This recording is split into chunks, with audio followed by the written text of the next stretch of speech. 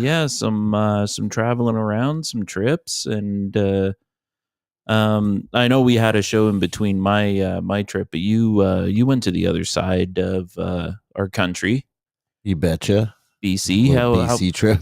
how was it out there? Nice. Yeah. Yeah. Got homesick, Yeah, immediately while yeah. I was there. I was like looking up properties and stuff in the airport. Oh yeah. So, yeah, Yeah. how expensive is it? Is it just like same like here? So I could sell my place in Hamilton and I could get I live in like the east side in like a, 2-story place, like a house. So I could sell that and get like a family size house with like an actual yard in, BC, depending where I go, like Kamloops, I could get it. Mm. And I could probably like bank, maybe 60 grand. So like buy the house and then, put some money in the bank. Yeah, yeah. Yeah, what's but the state of the city, is it just like you remember it, or has it changed? Yeah, no, it's changed a lot. Yeah, it's lots in like new buildings and, strips of, new businesses and shit like that. Are they So, facing the same problems? well, you mean like homelessness and stuff? Yeah, like because Hamilton, our problems are fairly new. Mm, In the past like 5 years, like we had problems before, sure, but not like today. yeah. And that is like about 5 years old, I would say. Um, I so feel like that, Hamilton, all these kind of bigger cities, they're all kind of close to each other, right? They're all kind of in the GTA, right? So, there's like a wider opportunity, I guess, if you're going to be homeless to like, I mean, if you just kept walking in one direction, you could just, keep going, yeah, right? I mean, if you got nothing to do, you could just keep walking until you find a better place. And there's always going to be a park or a something. yeah, like I've heard of a secret society being the Laurentian elite. Oh yeah. For the reasons you're saying, is that there's Niagara Falls, Hamilton, going all the way up to Ottawa, Toronto, like all these major cities. So all of our most elite people are going to be housed in there and kind of deciding the rest of Canada, which like kind of irks the rest. We're told, you would have to tell me because you're from there. Um, but you touching upon that there would be a homeless population that would have that network in between Ottawa to Hamilton. Historically, like how far back would that go? To horse and buggy time, I'd imagine. Yeah. Yeah, I don't know. Like a whole network of people in between all those places. Like a they say the Underground Railroad, but this Right. is like the underground homeless for up here. Well, that would have been like the hobo trains and shit Yeah. that, I mean, that shit was going on back in the Depression days, right? So I'm too chicken to venture myself, but did you know that we have a tunnel system here in Hamilton? No, I did not. But I assumed it, like, Yeah. I mean, every kind of city, I just assume that they've got some sort of buried underground that nobody kind of knows about. It was from the Prohibition days. In fact, that's pretty cool, and I want to hear about it. Yeah.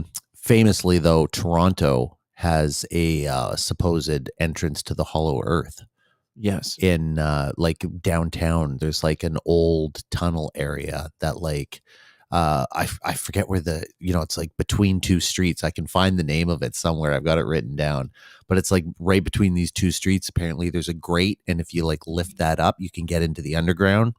Mm. And then down there's supposedly miles of tunnel, and if you go a certain way, you're supposed to be able to like get into the Hollow Earth zone. Well, So, I've seen some of Toronto's like water systems, yeah, and that is bananas. yeah. Bananas. The amount that they have is crazy. Yeah, we forget we've got like such old history, right? I mean, we're older Yeah, than America, really. we are. We are.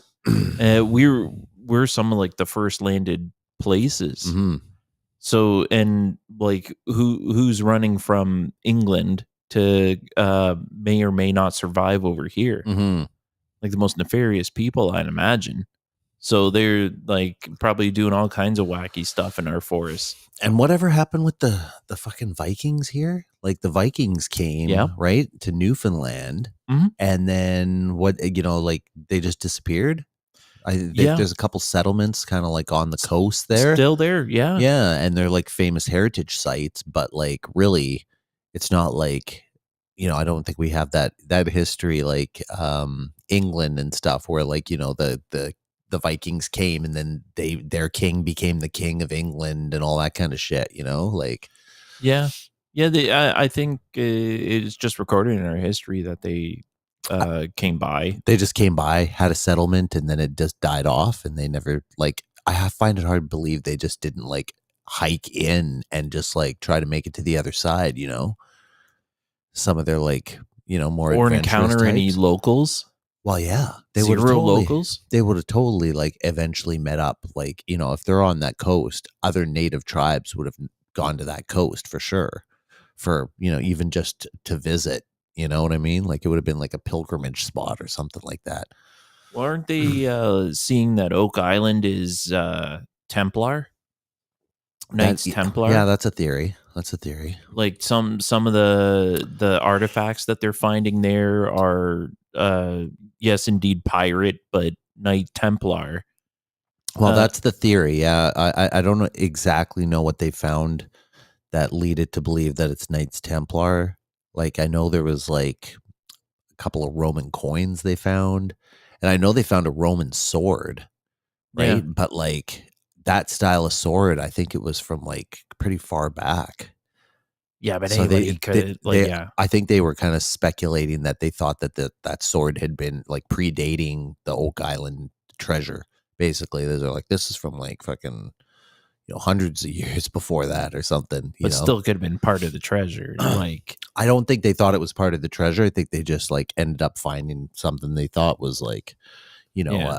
an earlier part of the history of the island, basically, that like Romans had made it that far. Somebody or trade had gone that far. Like someone could have traded a Roman sword to some sailor, Huh. and then that sailor took it on this trip, and that was their sword or whatever, and then they lost it, because the ship got shipwrecked or whatever. Because I think there is some shipwrecks in that Oak Island area, Oh yeah. right? I'd imagine. There's even legend that like to kind of throw your mind for a spin on timelines of how far we made it when. Mm-hmm. There's supposed evidence that Jesus made it to England. Yes, yeah, that's right. I think we watched that in that Was series. it in something we went over? Yeah, it was in the Ring of Power. Yeah. Where he went over with his uncle Joseph of Arimathea, Right. right? Who was a tin merchant, because in England the underground is all tin, and tin was a huge trade back then, Oh yeah, right? yeah. And Joseph of Arimathea, he was like a famous a biblical character, and I don't know how famous, but he's in the Bible, and he was a tin merchant, and so it's like it's known that he did go there, and then some legends say that he brought with him his nephew, Yeah. Jesus of Nazareth. Yeah, he needed his uncle to make all the handles on his woodworking out of tin.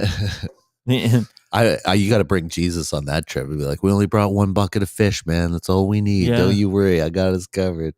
Yeah. Oh, speaking of Jesus, I'm just gonna take a hard left turn because I can't remember. But the recent AI updates, have you seen them? I don't know necessarily. They have Like what? been bananas. Like just upgrades to Chat GPT, Oh, gee, or like they had other Jesus win the Olympics by like he didn't even do the swim; he just ran. what are these videos? Yeah. Oh, okay. And AI videos. AI videos, Okay. and like there's like a teen movie, and they don't have alcohol, and Jesus like touches the pool, and it all turns to wine, and the girls are like Jesus. Man, it's Really? Do you so have the good. clip? Oh my god. Oh, it's kind of like those short, like, scrolling. I doubt I'd be able to find it, Yeah. like, on the Okay. ready, but, like, it has gotten really, really good. Like, we got to look at like how do you get in on that? Like, is it a program you can buy or get access to? Because we should do that and like start making some movies or something. Yeah, well, Like, if I've it's been that good trying. already, yeah. Yeah, I tried myself, and, I even paid for a short Right. time a service Uh huh. to make some music videos, and, it was fucking I don't know how they're doing it. Oh, you did. You did it, I tried. and it worked. No. Not like we're seeing on this, like, these shorts, like that Sasquatch video, or Yeah, like, remember when they had the video of like Trump and Hillary Clinton and right? everyone, and they're all carrying guns, and like, Fauci's like knocking on people's doors with needles and stuff like that, like, Yeah, okay, like, who's doing that? That's what leads me to believe it's a psyop, right? Like, it's not like right. just done by fucking Joe Schmo on TikTok and whatever, right? They're like, Yeah. oh, these are TikTok videos, but like, who's fucking putting them out there? Well, Like, who gets access to these machines? we've seen the Bigfoot one, and I've never seen anybody be able to do that kind of a prompt. Right. Like, even just messing around with it, those prompts are next to impossible, it seems. Now they have ones where you can act out the scene yourself, Hmm. and it will put that on top of your actors, your animated actors, or whatever actor you have in there. Hmm. Which is how I was suspecting the Bigfoot one anyways. A guy was just recording his face saying bullshit and then put a skin over top. Right. But who had that first? Right? Yeah. Yeah. Yeah, I think you're onto something about it being a psyop, that somebody has it first. Yeah. Like, otherwise, I think there would be more shit coming out. That's the thing. It's like it's a slow leak of the technology. Yeah. Like, you're seeing like, cool accounts that are like making these videos, but like, okay, like, how are they making these videos? Yeah, they're AI, but like, who's making them? Remember those news clips of like the prompt theory videos and stuff, where Yeah. people are just like, oh yeah, I'm not real, or like UFOs are coming up and whatever. Yeah. Like, what are they making that on? They say, oh, Google VO3 or whatever it is, and oh, can I get access to that? No. Okay, well, so how do you get access to it? And then, if so, then who's doing this?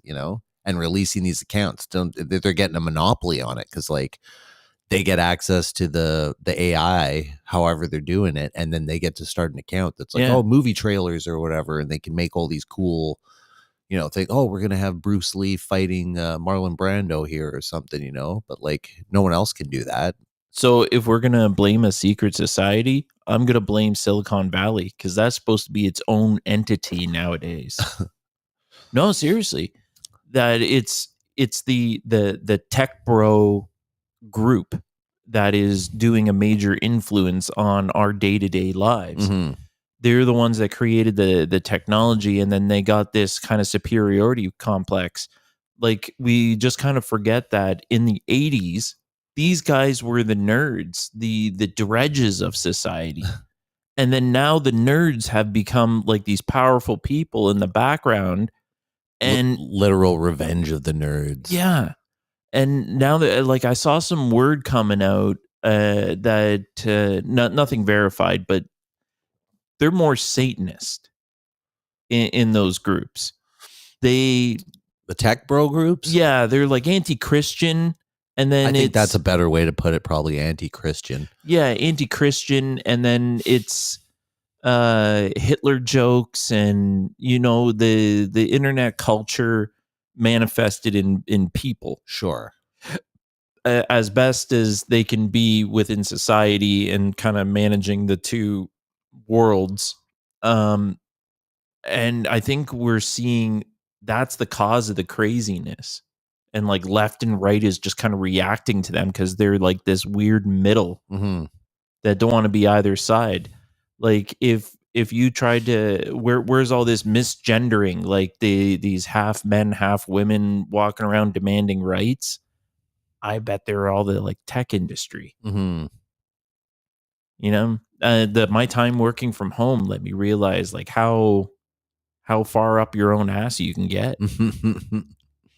Yeah, I can believe it. If no one's there to tell me no, you know, and that I can see myself getting colored hair just because, Just because. just because I feel comfortable. Yeah, Yeah. especially if you're working at home. Oh yeah. Yeah. Yeah.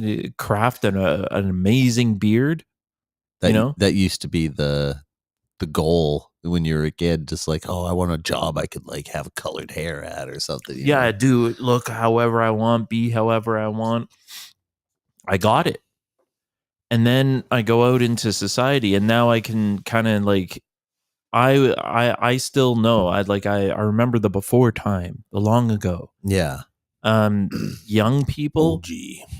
who had a good dose of pandemic isolation and then a work from home. I can see how they can be confused and dig their heels into certain things. Right. There are people actually out in the world today that try to call rape in a virtual setting. This rape it takes the form of bumping into another character on the screen VR? in VR. Yes. Huh. Like, don't you know I'm sensitive to that? Or saying certain words and get out now. Like you're in a virtual world. And they like the lines kind of get crossed. Like Mhm. you kind of wonder how long have you been in here? Right. Virtual parents, virtual children. It's a whole thing. The channel's called Proximity Chat, Okay. and he goes in to mess with these people that clearly have spent too much time in these rooms. Really? They live out lives in there that are the same. They buy property. They make sure their space is clean, and like the whole data, and it gets weird. It Yeah, gets that weird already in there. sounds weird. So our whole speculation is if it gets so weird in there and they have so much time not being told no, and then they enter society and then it doesn't jive. That kind of feels right for today, to me, anyways. Mhm. Bunch of people that just can't handle what's out there, or I'm projecting. I don't know. Yeah, that could be a bit of it. Yeah, yeah. So that's my speculation on that. But there's a side coming in that there is for the lulls of it, a satanic kind of thing is kind of perpetuating Right. with ritual. So it kind of is interesting because like it kind of leads back to every other group or, level of society. Seems like Satanism kind of runs as a theme or at least a Yeah, theory, right? People are like, "Oh, those people are Satanists," you know? yeah, And that's yeah. been going on for hundreds of years, really. But who are the Satanists to begin with? Like, do they have? Are they out there? Are they a thing? Well, like it was an underground thing for a long time, and I think it was an aristocratic thing, like like the really rich, the nobles, all those kind of people, right? Because they were the only ones that had access to manuscripts and stuff like that that would have talked about rituals and shit like that, right? But it's the Freemasons, is it not? Well, the Freemasons, I think, got hijacked. I don't think that they really are Satanists, like maybe at the very top level, maybe, like I know that once you get into 32 and 33, Yeah. 33 for sure, but that's when you realize that it's Satan worship. But I don't know if that's a co-opt thing. Or is it? Like something that like originally it wasn't like that, and then as these kind of people moved into it and took it over, like Illuminati and stuff, Yeah, yeah. like that was a well-known plan, was that these people who were the Illuminati in there, The illuminated ones. like they supposedly disappeared or whatever, right? But like they could have easily slipped in, and it was the idea. I think Benjamin Franklin wrote about it, that they were infiltrating. They were worried about infiltration of the Freemasonic lodges by the Illuminati. Mm. Oh, that they would ruin it. They said that, oh, we believe that the Illuminati, the group known as the Illuminati or whatever, have been using the Freemason lodges to insert their own doctrine or whatever, Oh, because they're always top level guys anyways. So it's like, oh, okay, well, once you get to the very very top, this is the ritual, right? And yeah, like who's gonna know, right? Except the person who's the top dog, right? So if you can yeah, kind of yeah. buy your way into those positions. Yeah, I kind of took from the all the stuff we've kind of seen is just kind of that um Freemasons equal Lucifer worship, and Lucifer doesn't necessarily mean bad, just the fallen angel, the illuminated one. Yes, Lucifer, that's the thing. Yeah, Lucifer worship is different than Satan worship, Yeah, right? Satanism is different than worshiping Lucifer, because I'm pretty sure if you actually look in the Bible that Satan is an actual character. separate. Yeah, separate. Like his Okay. name is Satan. That's the name of that demon is Satan. Whereas Lucifer is the fallen angel, right? Crossing with Thoth, or does he? I don't That's a know. separate thing. That's a Yeah. separate thing. Okay. Yeah, because Thoth is the Egyptian, But he the Egyptian god. crosses with Jesus in some way, shape, or form, I think. Yeah. Who, Um, Lucifer? yeah, no, Thoth. Oh, okay.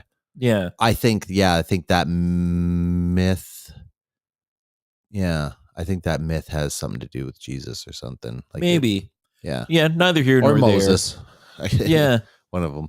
yeah. So the then if it's not Lucifer, the satanic would be that goat dude with boobs on the altar with the man and woman on a chain. Right. And Baphomet, I think. yeah, Is that that's the hermaphroditic, like it's man and woman at the same time. right? And that's what's just kind of being said on the side is that that's this entity taking over once, and it was said before, and this is what they mean by it: when you become godless and society breaks down, this is what they mean. Hmm. We all forgot about Jesus or and going to church and stuff, so now people are becoming more and more um uh dual gendered and just kind of amalgamating and melding. Like we're still separated, but kind of like moving towards. I'm noticing more and more on TV, men are getting higher and higher voices. Right. Yeah. You know? Yeah, I know. I kind of think about that sometimes in regards to the whole like soy boy thing that, Yeah. Alex Jones used to talk about, Right. right? And he's like, all these guys are like eating more soy and stuff like that, and they're getting more estrogen because of that. And Yeah. then, yeah. They're And not. they drink soy latte, mocha, or whatever they're drinking, right? And it's got like soy, soy, soy, right? And he's like, the more they do that, the more feminine they're becoming. And then there's that combined with the plastic, microplastics. Then there's that Mm, researcher who says that men are getting like smaller taints over time. So yep. that's causing like, a more bitchy men basically. Like less testosterone, all that kind of stuff, right? So it's Yeah. like, yeah, you're getting these more feminized men. And then women, I'm sure, are changing, but I haven't heard or noticed anything myself. And I'm sure that's going to take its own form. I think it's birth rates. Mm, I think they're having a harder time conceiving more and more. Like yeah.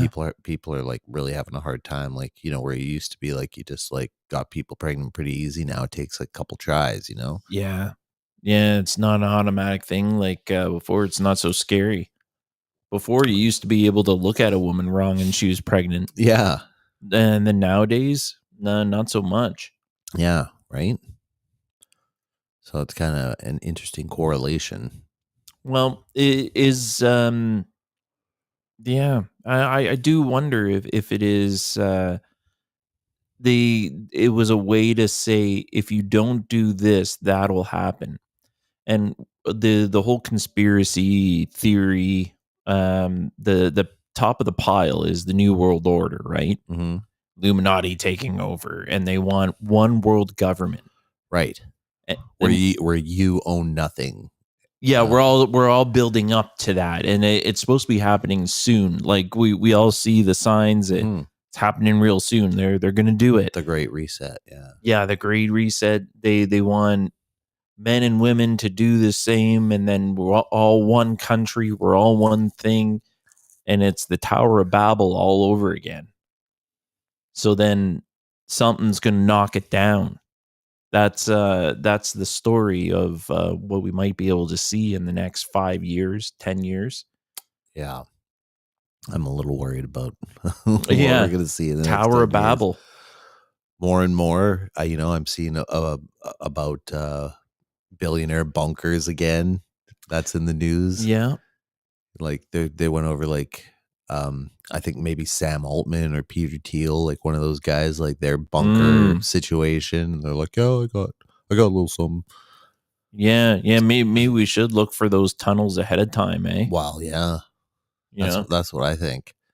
Tunnels and high places, but I don't know that high places. I mean, I don't know how much tunnels are going to do either. Really, I mean, in my mind, if there was an event that was like a world ending kind of event, Mm. I think it would probably be a pole shift.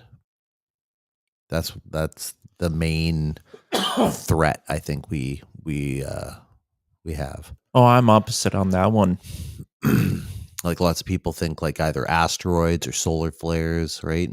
Yeah. I apologize. I'm not on the pole shift one. I personally think that the poles can and will shift, Hmm. but all we'll see is the needles on compasses are upside down. Right. Well, that's the magnetic poles, though. Yeah, the The get actual planet, though, flipping upside down. flipping upside down is what happens traditionally after the magnetic poles flip. And the magnetic poles move about 1 degree every 10 years or something like that. That's what it's been for, as long as we've been kind of recording it, which has not been very long. Mm. But all of a sudden, like in the last 5-10 years, the pole started moving like every year. It was moving like 5 degrees or something. And now it's moved right out of the North Pole and into Russia, This right? is also true. That's where the Yeah, I've seen magnetic that. pole is, right? So it's starting to move down, and it's the same with the South Pole starting to move up, right? And so like once that completes, or at least I don't know where that tipping point is, then the whole planet goes. And if that goes, you can imagine all the water and everything just all of a sudden turns with it. And it's like if the planet moves in a big shift, that's the idea, is that like as the magnetic poles go, when the planet does flip, it's a quick flip. It's not Yeah. like like it's an Atlantis thing, like all in one day and night, the whole, continent sank. I think the timeline is an assumption. And it kind of, would be mud floody because like, Oh yeah. so the guys who have theorized about this, the, what do you call it? Like catastrophism.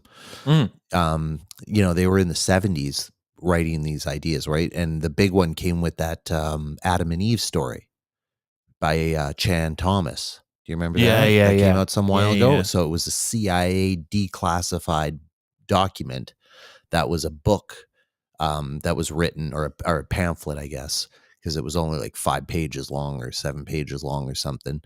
But it was called the Adam and Eve story, and it was by this Dr. Chan Thomas. Yeah. And it talked literally about the past, where this event had happened. And it's like the magnetic poles go and then the planet flips. And when that happens, the whole atmosphere like switches direction. You can imagine all the air and all of the water, it's all moving in space as we're told, right? It's flying through space in a certain motion.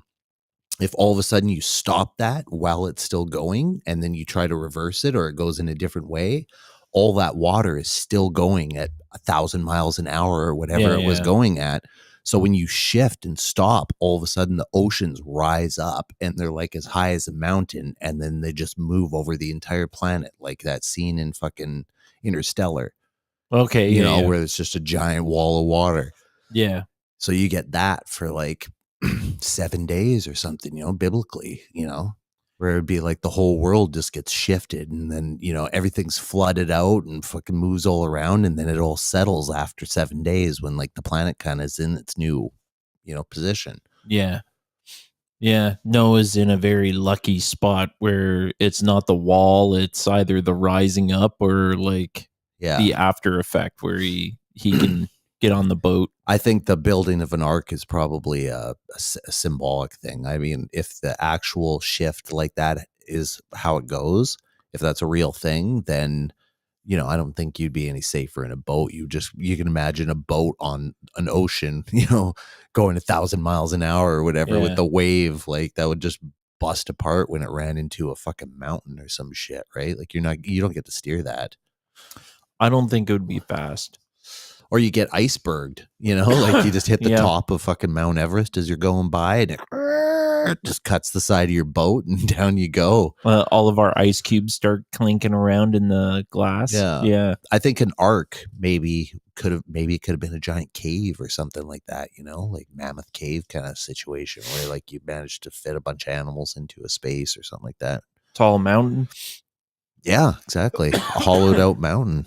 Something like that. Yeah. Hollowed out mountain. Right. That's a pretty good one. Yeah, especially if it had volcanic activity at some point, like a Mount Helen or something like that. Like they've got that whole inside, the calderas and shit that were all carved out by molten stone, and then it blew out, and then now that it's gone, you got a whole fucking empty cave system. Tunnels that go right out to the surface and all kinds of shit. There's a few of those in South America. I heard that that are undiscovered, and they know for a fact that there's going to be at least a few species in there that are going to be wild, like different than one animal YouTube guy speculates that the giant sloth. Ooh. There will, if there's ever a giant sloth, it's inside of that hollowed out volcano thing with all the trees in the middle now. Right. And that's cool, man. Yeah. Fucking love that shit. Keep that up. Send a team in there right now. Or drop them in by helicopter into the thick. Just drone. Yeah. Yeah. We have the technology now to do all kinds of cool stuff. Yeah. We're pretty much there. We're fucking it up. And hopefully if it's the poles and it is as bad as you say, then, nothing we can do about it. We can only just watch the wave and, hope it's not painful. Yeah, right. But or be inside of a mountain. I think it's more likely that we're done by our own doing. The garbage, the endless garbage. No matter how much you try to like to do good, there's at least like 10 people that just want to fuck it up. The garbage, I mean, can't they just burn that up or something? Like, next time there's a volcano, can't they just throw that shit in? But then you create that pollution. I know, but it's already going off a giant plume of fucking volcano pollution. Like that's already a huge amount of pollution. Yeah. Like it's the entire world's worth of pollution for 1 year in like 2 days or something like that, I think there truly isn't a solution to it. And you got to think about like where we are now. Everywhere you go, there's garbage. And every time I've picked it up, I've tried to make sure the school I walk my dog is clean because I like it. It's not my school, but it's a school I walk. And I started picking up the water bottles on the park with a reachy grabby thing in a plastic bag and then throw them out and be on my merry way. It caused double the amount of garbage. So it's like they got the signal, like someone's picking up the garbage for me, Yeah. and and then once I stopped, it leveled back to a certain amount of garbage. Mhm. I, uh, you know, like it doesn't matter how much or where I go in this province, there's always a Tim Hortons cup or some kind of garbage in the forest Right. everywhere, everywhere. Yeah. It's sickening, and that is just choking us out. We have garbage island in the ocean, and then what was the speculation that like at least once a month we've ingested a credit card's amount of plastic. Yeah. That's how much Something like that. microplastic is in everything from our garbage that could cause its own complications that kill us off like that more than anything else I'm going to point a finger to. Yeah. That's going to cause all kinds of cancers or something. Well, I had seen something a little while ago that was like, a radio ad, and it was like 1 in 2 Canadians will develop cancer. Yeah. Like that's our odds now, 50%. Yeah. That used to be a rare thing. Oh, Not yeah. even like 30, 40 years ago. It was like, oh my God, that person has cancer. That's so sad. Whoa. Like, oh, Like, yeah, it was like a holy the whole shit. community's talking about, oh, Jimmy's got cancer. Oh my God, that's horrible. Right now it's just like everybody's got it. Everyone knows someone who's had cancer, is battling cancer. But at the same time, there was less people. Yeah. When I think about the amount of people that were dying, it was such a rare event, and it was a like a super tragic event. Now it seems like once a like there's something. We don't have that much more people that it should be that much of an epidemic now. You know what I mean? Like if you go from 20 million to 30 million and all of a sudden you go from, 5% to a 30% rate, then like Yeah. that's math that doesn't jive, right? Well, if half the people get cancer, then how much of that is just like, oh, we'll just treat it, whatever. Yeah, I bet you if you looked at the 70s or something, I bet you the cancer rates were like, per capita it'd be something like 1 in 3,000 or something like that. And Yeah. now we're looking at 1 in 2. And back then they had more forests. I get bet more people like ate and Sure. lived Well, the the way a food was human was definitely supposed. cleaner. Yeah, yeah, a lot more. But then there's trans fats, so you have to change this and you have to change that, and I think we fucked ourselves that way too. Maybe, but how prevalent were trans fats? I mean, most people I think were eating like, They just you ate know, food. they were eating eggs, meat, cheese, butter, and then, there wasn't a whole lot of processed stuff. That stuff came in at the end of the like Yeah, 50s, I'd say. yeah, but like at a time when refrigerators sucked balls. When refrigerators, you had to buy a cube of ice that you like just stuck in the top, and like that kept your refrigerator cold for a period of time. Till the You know, Iceman came again. yeah, until the Iceman came again, and even then, so you had to eat your stuff fast. Like you didn't keep stuff, Yeah. and you ate out a lot because of that. And when I eat out at a restaurant, I know they have better ingredients than most. Right. Yeah, it's just a given. Yeah. Yeah, Yeah, exactly. That's what you're paying extra for, right? Is like better ingredients. yeah. Well, unless you go to a hole in the wall like Chinese or Indian place, and Sure. like you can see the guys, and like you bought your produce like somewhere weird. There's nothing worse than like going to like a small restaurant, trying some place or whatever, and you're like, oh my God, my pizza that I make is so much better than this, you Mm. know? Yeah, I could have stayed home and made something miles better than Yeah. this. Yeah. And yeah, for $8. And here we're looking at fucking 32 plus, whatever for the drinks. Like. Yeah. Yeah.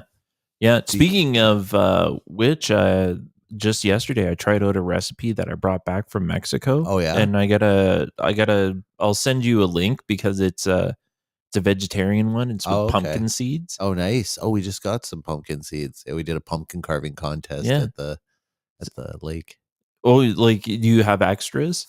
Uh, Oh yeah, you're like gonna love seeds this. or pumpkins? The seeds. Yeah. Yeah. Yeah, no, they scoop them out and then they like put them all in bags and Oh, yeah. oh, your family's gonna love this. You're supposed to eat Yeah. it with like corn chips Oh, or okay. like Yeah, my wife toasts them up in the oven and then, puts like seasoning on them or whatever, right? So, tomato, onion, toasted seeds. yeah.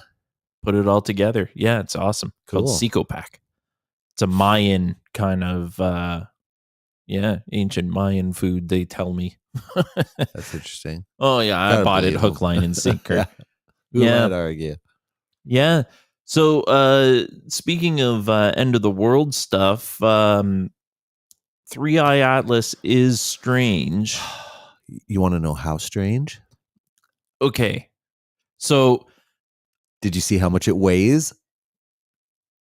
how much is it weigh? They put out a news story how much. Oh, Three Eye Atlas. Guess how much it weighs? What was it weigh? 33 billion tons. Oh, That was the headline.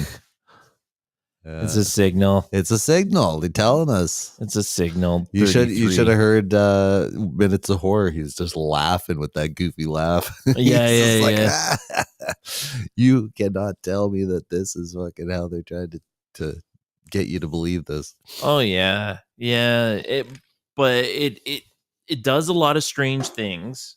Now, the one point I heard today to just kind of balance it all, and it made everything else kind of come down to earth a bit, is um Three Eye Atlas is strange compared to what? Mm-hmm. This is 3I because it's the third interstellar object we've ever seen in our history. Right. Even though I think there's two more. Yeah. I think they're already at 5I or something like that. Like, Yeah. Since this one. I know this one's really strange and I'm fucking loving it. And I still don't know where to see it in the night sky, but the telescope I have, like looking at Jupiter, just makes it like a bright ball. I can barely see like the bands. So when does it come by? This It's here. 3I? Yeah. Oh, it's in our orbit, or it's No, just, not our orbit, but it's close enough. yeah, It's into going to our be solar system now, finally, or whatever. Yeah. it's going to be past us and going towards the sun by Halloween. Oh, nice. Yeah, like, Nice. and then it goes by the sun, and then it just goes on its merry way. But it's emanating a lot of nickel. Oh yeah, Yeah, that's the green glow coming off of it. interesting. Just nickel, just vaporizing off of it. Hmm. And when it created the comet tail was pointed into the sun. That's wild. Like, that's extra wild. How does any kind of like propellant from anything go in the opposite direction that it's traveling? Yeah. That's so counterintuitive that it bends my mind. Like, how? Mm-hmm. Every comet in the direction it's traveling, the tail goes backwards. If I hold a flag out of a window, it goes backwards. This is going forwards like a headlight. Yeah. Cosmic headlight. Yeah. I know. And the lady that said it in the video I saw was right. It's strange compared to what? This is the third one or fifth one we've ever seen. Right. But it's very close to Oumuamua in its characteristics, right? Like the same guy that was saying that one was an alien craft is now saying that this one is acting weird. And now other people are starting to be like, yeah, it is actually. Like other scientists have been like putting out things like this thing is acting weird, Remember, and possibly giving off radio signals too. Corbell said this one would be the lie. Not necessarily this one. He said any invasion would be a lie. He's like, if you hear anything in the next like little while about a fleet coming or whatever, don't believe it. It's the lie. And I did hear that at one point. They were like, oh, this 3I Atlas could be a fleet of ships, incoming. Sure. Yeah. Yeah. With all the AI that's out nowadays, I'll believe it when I see it because I can only believe what's in front of my face and what's in front of my face is a lot to handle nowadays. Right. Well, that's what they want to put on you is like, oh, I can't believe anything unless I see it. And then that's the perfect time for Project Bluebeam. People are like, oh, I saw it myself. It was in the sky. I watched like a portal open up and then fucking, this thing flew through. Who knows, right? Yeah. And I mean, think about like in the world of false flags, how great it would be to have a made up villain that you were fighting like that, like Yeah. aliens that have just arrived and they've shown some hostile activity. They blew up New York or something like that, right? When really like people are saying like, no, I never saw any aliens. I saw missiles land. People are like, yeah, I think the government blew up that city. They're blaming it on the aliens, right? The aliens don't even exist. Yeah. They're just Yeah. fucking using it as a tactic to be like, oh, we have to fucking start, digital IDs. We got to know where you are. You're in this zone, martial law, Mm. one president. We're like, we can't have elections anymore because we're at war with this group who's, super powerful and whatever. Yeah. Who knows? Yeah. Yeah. I would like to, with all the problems I see in front of my face, how do you solve this housing wage crisis that we have going? That's the number one, is that we got Yeah. nowhere to live, and we don't have enough money to live. Right. Um, I think historically in other countries, we just inflate our money, right? Our money or their money? No, our money. So, like, if I go to Cambodia and I buy something for their money real, Right. it's going to be in the thousands, or like, Right. 5,000 RMB or whatever yeah, it is. Yeah. yeah. That's the Chinese one, right? Yeah. RMB. Yeah. Yeah, it'd be like 5,000, and then like, okay, what's that Canadian? And it's like just like a couple bucks. You know, I think we gotta do that now, right? It's got to be okay. Our wages go up to some crazy number, and all of our stuff becomes a crazy number, and then somewhere in the middle, it feels like it balances out. But Right. then I think we just edge more towards third world. Yeah. So it's like, do you go the opposite way and then just, let it kind of grow instead? Yeah, yeah. Like the USA has gone completely bonkers with their police state. ICE With is, ice, yeah. ICE is kid like it's I've not heard about it. I haven't seen anything, but I've heard all about it. it's all illegal. Yeah. It's completely illegal. And then like, who are you? What's your name? Like, you're a masked person coming here to take me away. Like, no. Yeah. And there's like 5 or 6 of them. They have guns. What do you do? You know? Yeah. Okay, you got me. Let's go. And Yeah, I then heard people are kids. kids and like people who have like, been living there for like, since Yeah. they were kids. They don't even know how to speak Mexican or anything, and then they're getting sent back to Mexico and stuff, right? And they get dropped off. Like, okay, make your way. You're like, okay, like I'm an American. I have no idea where I am or whatever. And people are like, oh, qu'est-ce que c'est?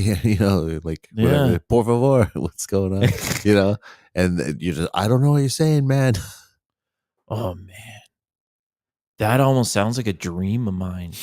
Maybe I should go for a vacation in USA and like kind of where ICE is, Yeah. and just like, oh no, I got deported to Mexico. You gotta learn some Mexican words and then just spout them off at the cops. Yeah. Yeah. And then get sent down there, and they'll just be like, sorry guys, they made me do it. I don't have a choice. I have to be Mexican now. Ole. Cervezas, por favor. Yeah. No, well, yeah, I'd probably work on a resort or something like that. Yeah, that'd be the gold spot. Yeah. And they'd probably hire you too because they usually like to have some foreigners on. Yeah, my English is perfect. My Spanish, not so much. Not so but much. but I'm willing to learn and just kind of live the life down here. Yeah. Oh yeah, yeah. Well, one experience does not paint a picture to go live, but fuck, I love that country. Love that place. The people, the food, everything. Yeah, No, yeah.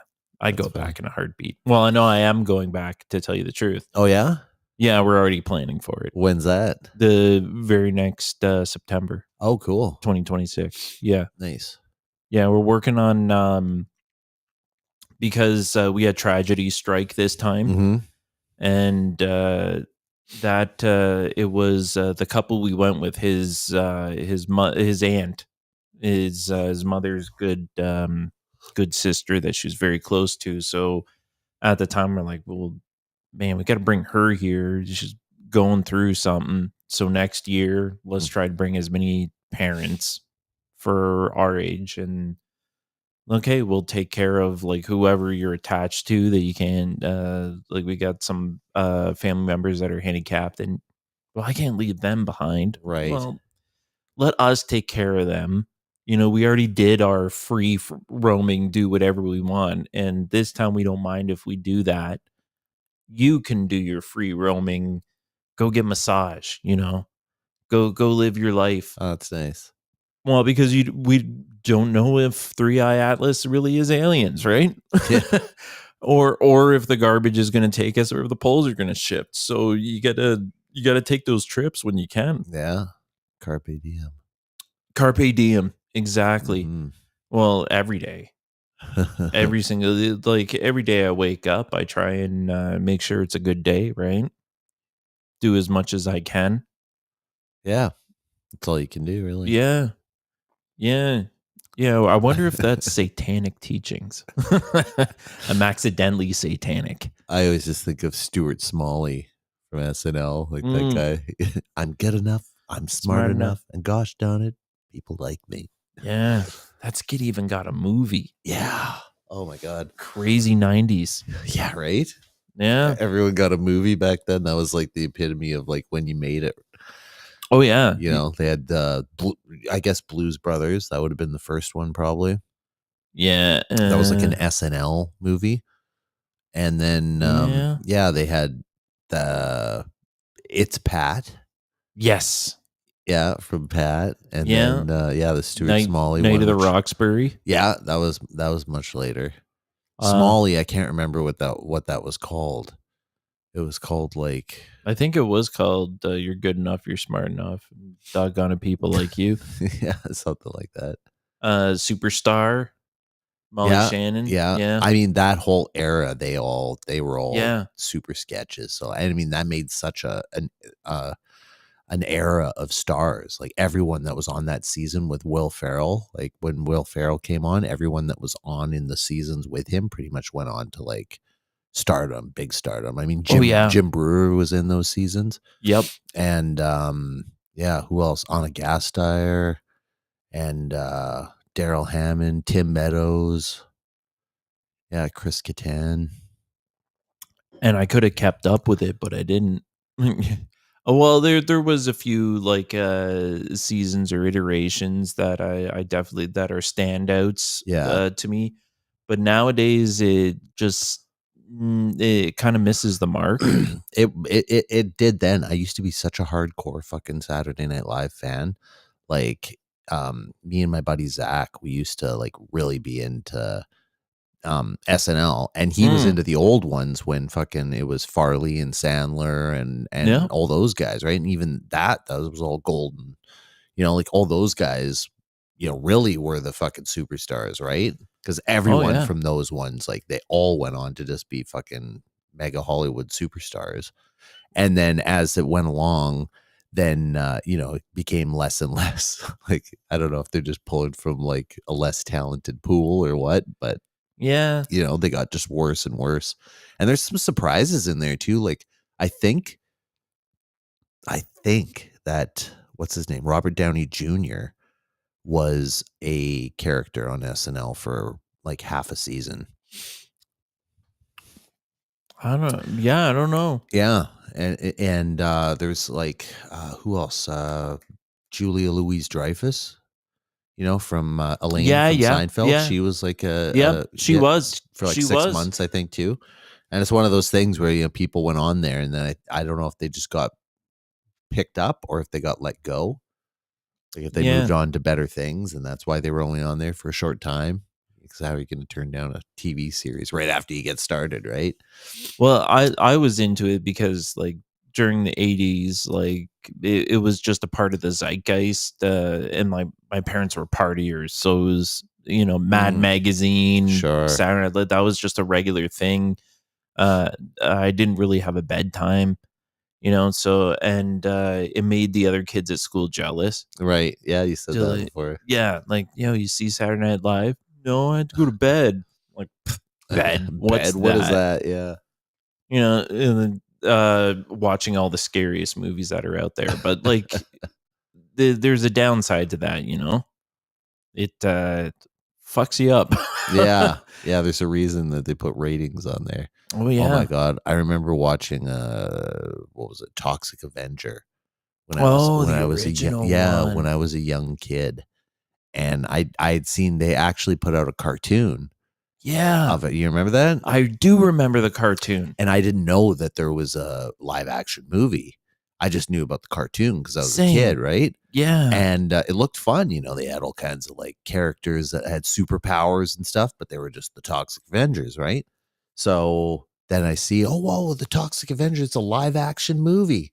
So I'm like, oh, mom, dad, can I get this? And they're like, oh, sure. If that's the, cartoon that you watch, go ahead. So I got the movie, and it was just like, the craziest shit that ever seen at that Gorf. age, gore fest, right? Yeah. Like, there was like this scene where like these guys, it starts off with a robbery in like a store or something like that, and these guys bust in with guns and they just start like shooting people for no reason, like just random violence. And like, the violence looked so real. I was like, oh my god, like it used to like haunt me, like the way it would shoot people and they would just be like their body shaking on the ground, and you'd be like Yeah. still firing into the ground while they're on the ground, fucking already shot, but he's like just shooting them more while they're on the ground for no reason, basically. And like I was just like, oh my god. And then like when the Toxic Avengers showed up, he like shows up to kill these guys, right? And then he fucking takes the one guy's intestines out and like starts skipping with them. And then like Yeah. another Yeah. guy shoves the broom right through the side of his head and then rips his fucking head off the thing, like throws it across the room.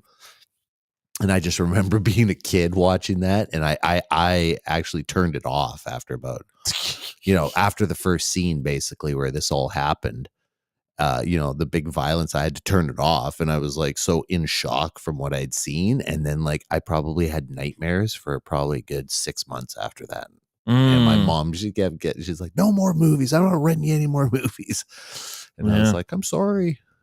Well, I had a brother who got terrible night terrors because he was too young when we saw Chucky. Yeah. Far too young, and it was when it came out, and it was like a family event, cousins and everything. Oh, really? Came Yeah, over we and watched it? we all watched it together, Wow. and then after that, it was a good solid like 2 months of him like waking up at one point and like screaming and like Yeah. uh Crying. Yeah. yeah, running around the Mom, house. mom. Yeah, get out of my house, Oh, screaming it, trying to lift the couch for some reason. We just had to deal. What do you do? yeah. Right? Night terror.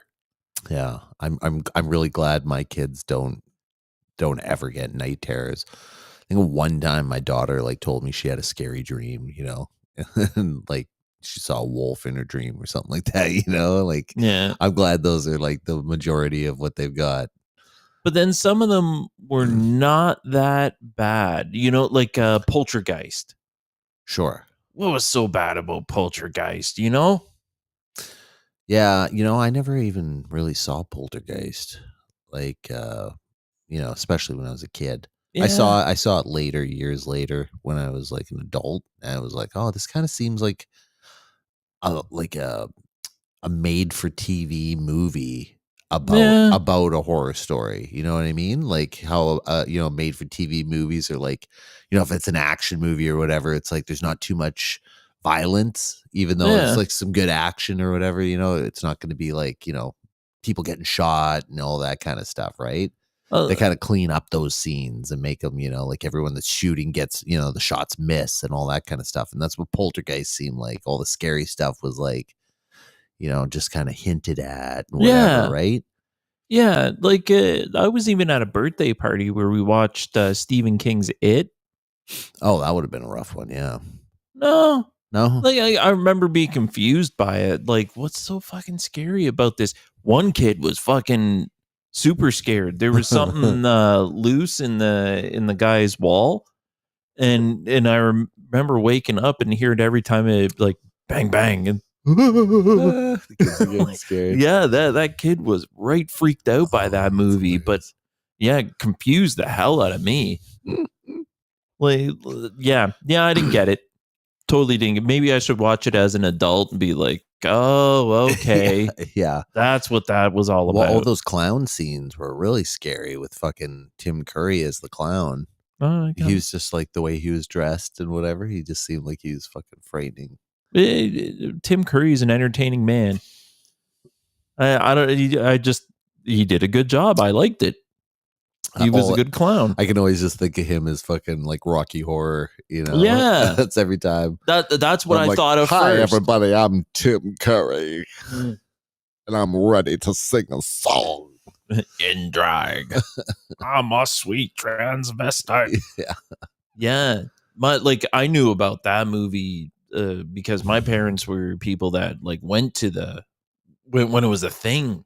Like you dressed up to go to a play or yeah, it was a movie on a screen and yeah. Rocky Horror. Yeah, it was the movie, and then you go to the movie theater dressed up as the characters, and yeah. then you'd yell out and like play along. So they'd say certain lines, and then you would have a callback that you would say, right? Yeah, they had a lot of stories about it. They had a great time. Yeah. They So, still do at most places. Like oh yeah. most cities have somewhere there's a theater that'll play Rocky Horror. And I live right by the Playhouse Theater. And that's a revamped theater, right? Yeah, And so yeah. like, yeah, they play stuff there all the time. And Rocky Horror is always like a big one for Halloween. So like you can always go down there and like all the people are No. dressed up. It's the same thing. Yeah, yeah, there's not a single character I want to dress up as. Yeah, not me. No, my wife goes though. Usually, like I stay home, and she Yeah. ends up going to the Rocky Horror Picture Show. Go have fun. Yeah, Yeah. I wouldn't mind seeing some of the costumes, like if some of the Yeah. lady costumes, because If there's like some pretty good ones. if I didn't have to dress up, then sure. Yeah. Oh yeah, you don't have to dress up. No, Yeah. when you go to those like I'd say out of in the crowd, I bet you only like 20% of the people are dressed up. The rest of the people are just showing up to watch the movie. Yeah. And like do the fun stuff, right? Like the callbacks and all that kind of shit, right? Like that's what everyone's kind of there for. When then someone says a line, you say like, "What time is it, Mr. Wolf?" or whatever the fucking thing is. You got to yell out, right? Yeah, yeah, yeah. Or your props. You got to have props. I know there's like at one point I think that like someone's like, "Oh, here a toast," and then everyone starts throwing toast up at the front. Right, Like yes. yeah, Yeah, I did hear that you have to bring your toast. yeah. Oh, Yeah. there's all kinds of like little things. I think there's a toilet paper one, and there's a couple of them. They're Dr. really Scott, I think that's what it was. Like, oh, Dr. Scott, and you got to throw Scott toilet paper. I think that's what it was. there really should be more stuff like that to tell you the truth. Like, I'm surprised that there's not. yeah, some kind of event like it just takes being creative with the theater. Yeah, It's like someone came up with gaming. You can have gaming tournaments at sure. theaters. Yeah, yeah. Like I did that cool. once. Have you ever done that? No. Yeah. So I worked at a giant Cineplex in Calgary Awesome. when I was living there in probably 2004, I want to say. Yeah. And yeah, so I worked at this theater, and I literally was just working there because I was like, oh, like I can make some minimum wage or whatever, but like free movies, that's what I'm all Right. about, right? And Yeah. so like that's what I milked it for. And so it was funny because I had a job at the movie theater, and then my second job was at a restaurant, a Chinese buffet. So like I could go there, work there. I got free meals from the Chinese buffet, and then I'd work at the theater and get free movies. Plus, I got free food when I was working because they had a Pizza Hut and a fucking, I think there was a Burger King or something that was attached to this theater, right? So we Yeah. also had to work the kiosks as part of the job. So, and then when you're working, you get free food, right? So I was like, man, between the two places, like I paid like nothing for food and like, oh, it was a golden time in life. Golden time. I think my rent was like, I want to say I rented a two level apartment in Calgary. So like we had a staircase. My bedroom was in the second floor on the bottom, and then the other guy, I think it was only a one bedroom, and I think he just happened to. He was like, "Oh, like I'll just take the living room or whatever," right? And we were like, "All right, whatever." And yeah, I think we only paid like fucking. I want to say like maybe 900, but I think it was 600 a month. Mm, I think that's mm-hmm. what we Sounds paid. about right. Yeah, Yep. Jesus. But even if it was 900, I'm like, yeah. Around that time, I was paying the same. Yeah, 900 or 600? 900 for a large 2-bedroom. Where was that? Here? Yeah. Yeah, okay. So Yeah. maybe Right around the corner from here, actually. it was 900 then. Yeah, it's hard to say. But I just remember like between me and the other guy splitting it, it was like nothing, right? And we had this nice 2-level apartment. Yeah. And yeah, I mean, free movies. Oh, golden. Yeah. Golden era. Yeah, maybe I should do that. Take like a side job. Like, look, I'll work one day out of my weekend, but then I want like after my shift, I'm gonna watch a movie. Yeah.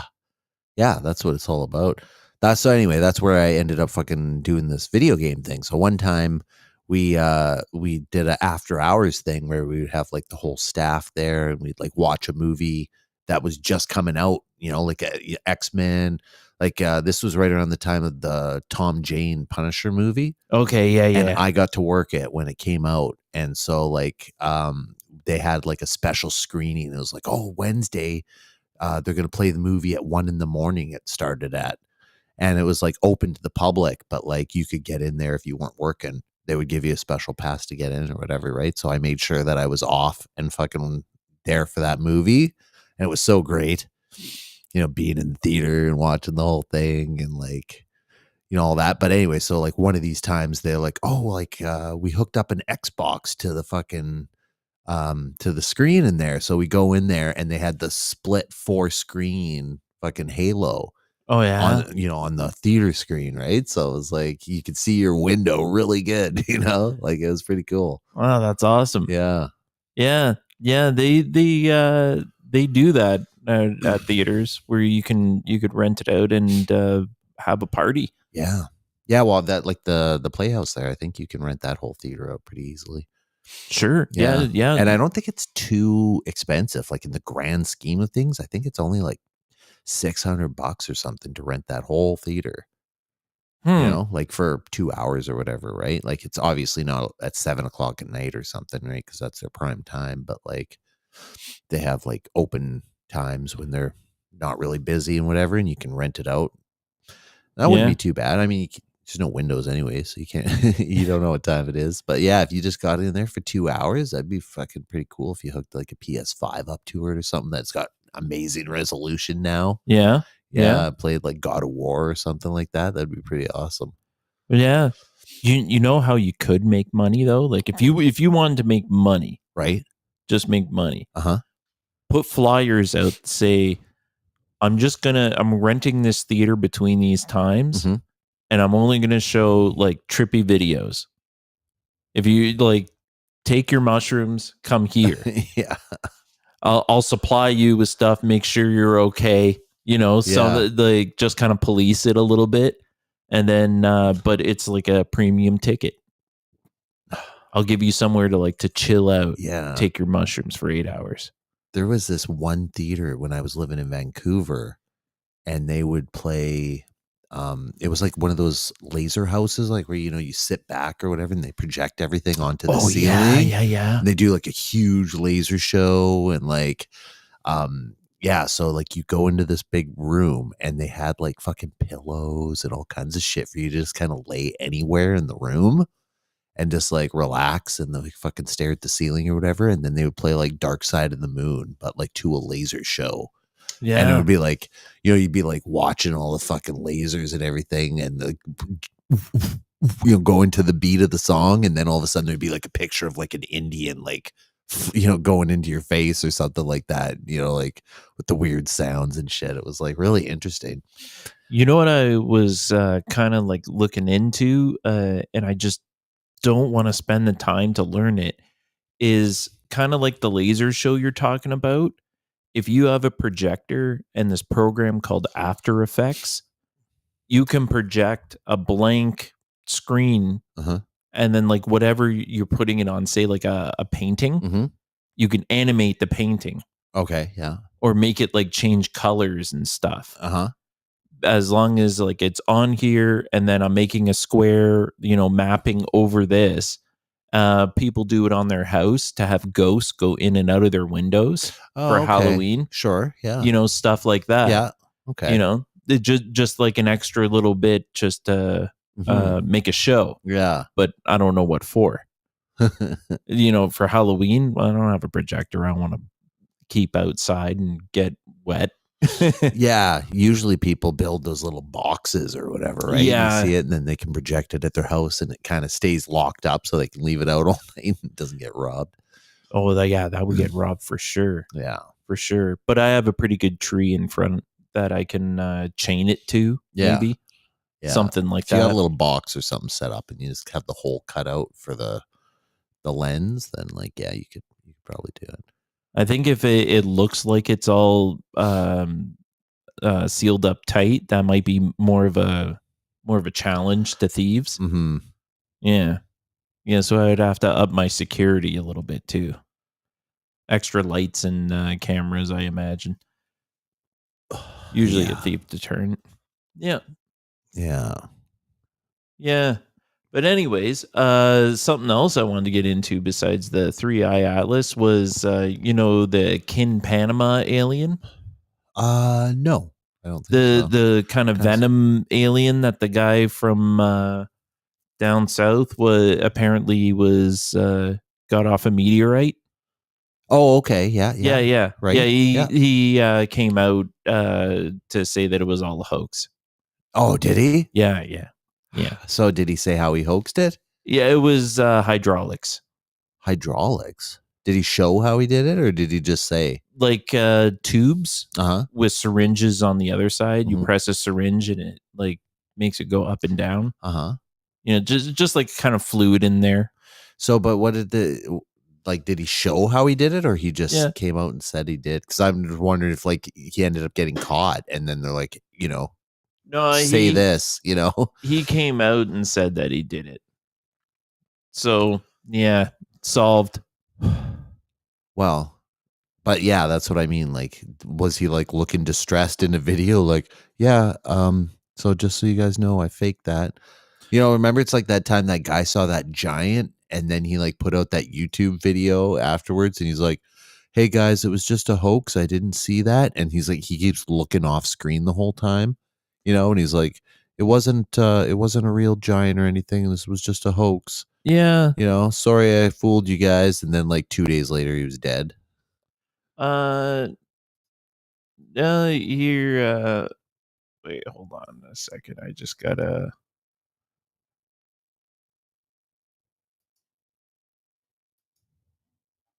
where oh there we go. Oh, you transferring the screen? Where is that now? There we go. Okay. Here's the screen right here. Here's the truth between Panama's meteorite. Here he is with his family taking a picture with the alien, just kind of showing what's up. Oh, And then here's the article kind of talking about how he did it. So yeah, that's the it's unfortunate. thing debunked. So oh well, maybe next time. Yeah, maybe next time. Maybe next time. So the other thing I wanted to kind of go over and mention that they had a concert in front of the pyramids recently. Oh yes, I heard about that. Yeah. It's quite interesting symbolism. Quite interesting symbolism indeed. People have been speculating that it was more of a ritual. Well, I looked up let's see here. Let's do another screen share. Okay, so I looked up how many different concerts have been at the pyramids, Mm-hmm. and there's a wide array. Like these are all different concerts, tons and tons. And if I go to all here, it these are all the different acts. There's a lineup. There's a lineup of different events. So like if you have like 10 concerts and one looks like it kind of did a ritual, like Mm-hmm. they all kind of do, really. You know? Yeah, I mean, you're kind of looking for the thing, but then again, I mean, if they were doing something, especially if it's like a Satanist thing where they have to hide it in plain sight, kind of thing, right? So Right. Right. you So have to be able to find the symbolism in things because it's hidden in there, now where I am on the other side is that there was just that ceasefire for Gaza. right? Like, what? There's a ceasefire? Since when? Well, All they the hostages were released? What? yeah, How? I didn't even think they had any hostages left. I thought they pretty much had said we got rid of them already. Like, Trump's claiming it was him that did it. yeah, no, he did. He brokered this peace deal where like they came up with the terms. I think Hamas agreed, and then Israel agreed. How? Based on Trump? What? Yeah, because he was the one supplying Israel with all the money and everything, right? So they have the power to be like, look, you guys got to take this deal here, or we've had enough. I mean, he's looking so bad backing Israel, right? People are so mad at him for backing Israel while they're doing this genocide, right? So he Yeah. kept telling them, like, you got to fucking end this. Like, either go in and finish it or fucking, stop dragging it out, basically, right? And so he was like, oh, finally, I kind of brokered this peace deal here where, everyone kind of wins. But it left easy outs for Israel, right? They just have to fucking say, oh, well, Hamas is starting up again. So we have to go back in. And I think they already did. But what about the third temple now and all in Gaza and all of that stuff? Yeah. Well, that's all the secret stuff. That's the stuff that like Right? if kind of thing, right? But we're seeing that setting up right now, right? I mean, they had their ceremony and now we know that they've got the fucking, the ashes of the red heifer. So they can finally do it. Now it's literally just a matter of the event. That's what we're waiting on is the event. And I don't know what that's going to be, Yeah. but it's going to be some sort of event that destroys that temple. And that's the event that we're waiting on. It might happen this year. It might not happen till next year. Maybe I think it's gonna be sooner than later. Well, Gaza's flattened. All They're all they need is an excuse or something to say, oh, Hamas did, they could even blame it on Hamas, do it and be like, oh, Hamas did this to self-sabotage or fucking whatever, blame it on us or whatever. well, do Be they any take number the of land things. now? What do you mean? Do they come in and do they take the land now? They're No, like, they're "Okay, supposedly they're giving it back. Everyone's moving back in. Like the Palestinians are going back to their houses and like going to the rubble and like trying to clean up their houses and stuff. There's videos of them like returning to rubble basically and like sweeping out their house and like trying to collect belongings and shit." but I also heard, I mean, that was after the ceasefire, couple days after, they let people start trickling back in. And I think, but a couple days into it now, and the word is like yesterday or today, Israel's kind of like, oh, I think we're going to have to go back in because Hamas is, starting to reconstitute.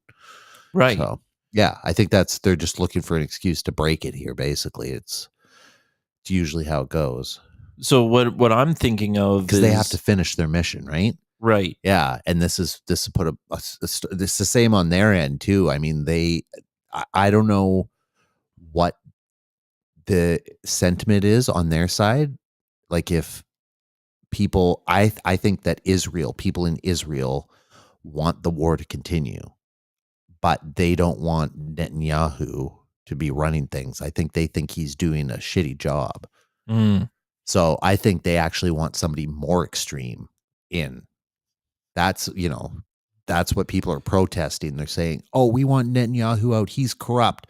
We want someone in who's going to be, more on the level and like towards our goals that we want Israel to be the fucking, the yeah. lead nation. We want all the Palestinians out. We want this land completely, for us since it's promised to us and whatever, right?" Well, see that was the whole thing. That it was land promised to them. They're taking it, they want their hostages, and the land thing, they were expanding into it, and then now nothing. That sounds unbelievable to They me. had to take the deal because they're on a horrible stage, right? Everyone in the world is turning against them, Oh right? yeah. Which is also biblical prophecy, right? Everyone in the world will turn against Israel in the end times. So like it's like they're self-fulfilling prophecies. That's what they're doing with all of this. Yeah, they did it to themselves. Yeah, It's not like they did, but if you're looking at it from the outside, you see it as, oh geez, the whole world is anti-Semitic. It's just like how it's always been. Everyone always has hated the Jews for no reason, right? They've just been sitting there doing nothing, and everyone just hates them for being Jewish. That's yeah. their, the way they feel about it. If I Especially had if you're like a Christian Zionist or something like that, right? oh yeah. Oh yeah, they're You just blindly, like, oh, I read the book. It says right here that the Jews, get to live in Israel. So, and once they do, then Jesus is coming back. So what's wrong with that? yeah. Yeah, and that's supposed to be the Midwest that slaves their children, and that they're giving their money to it. Yeah. It's like it feels like it's a culmination here. Like things, I mean, they've got Agenda 2030, right? They're Mm, trying to get everything done by 2030. At the same time, 2029 is when that giant asteroid comes by, Apophis, yep, yep, right? yep. Which is going to be so close to us that we're going to be able to see it during the day streaking through the sky bright like a giant, fire flare, and it's going to be in between us and the moon, that close. Also within my lifetime, unfortunately. Right? And then it comes back like 6 years later or something like that, or 5 years later it's going to be swinging Oh, back through. wunderbar. Yeah. Right, and then there's that zone, like if it gets in within that certain percentage, then like if it doesn't hit us on this one, but it goes through that percentage, then it's like that certain zone, then it's 100% chance it'll hit us in 2035 or whatever. Yeah, you might want to stick a rocket on that when it comes the first time, right? Yeah, why not? You Why know, not? when it's as far back as, like, say, Mars, give it a lot of space, good amount of time, and just like nudge it up 2 degrees. Hmm. It'll do fine. Hmm. That's all we need. And I think I forget what it was. There was something recently that they tested on, and it was the same kind of scenario of like, if we hit a meteor, will we deflect it? And it was better than they expected. Yeah, Like a little bit goes a long way with hitting a meteor in space. sure. You can imagine, like, all you have to do is move it a centimeter, and then Yeah. over like 10,000 miles, it's like huge gap. I know how much I can pick up underwater, and that's outer space. That's even, way to like, Well, yeah. And you set up yeah. like a laser on the ground and then just move it over like, Yeah, one. lasers can move stuff. Yeah. Well, I know they've done so many experiments with lasers and stuff. That's what I thought that one of their plans was for an asteroid was to just setting up a giant mirror basically that's just shining sunlight onto the fucking thing, and just the sunlight pushing on it like a giant fucking, mirror, just that energy from the sun reflecting onto it will push it over, a small, like we're talking about, Yeah. centimeter or whatever, and it'll push it over constantly over a long period. You just have that traveling right next to the thing, pushing it for fucking 5 years. That'll get it out of the way, you Yeah. know? We also have nukes too. Yeah. Might as well get rid of a couple of them. Just like nuke the fucking thing. Yeah.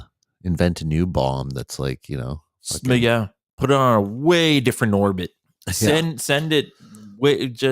Just launch it. Try to hit somebody else. It'd be interesting. Yeah, exactly. Yeah. Stick one of our golden records on it and send it off to some foreign world. Here, this is from us. I wonder if we can get like Musk to do something like that, because he sent a car off into space, right? Yeah. Can you put Pack a car that up trunk there with a couple nukes in the Yeah. trunk? Can you do something like that? I don't see why not. How fast will it go? As soon as the fucking car hits the thing, cheat. How far until it gets interstellar? Yeah. Like beyond Pluto.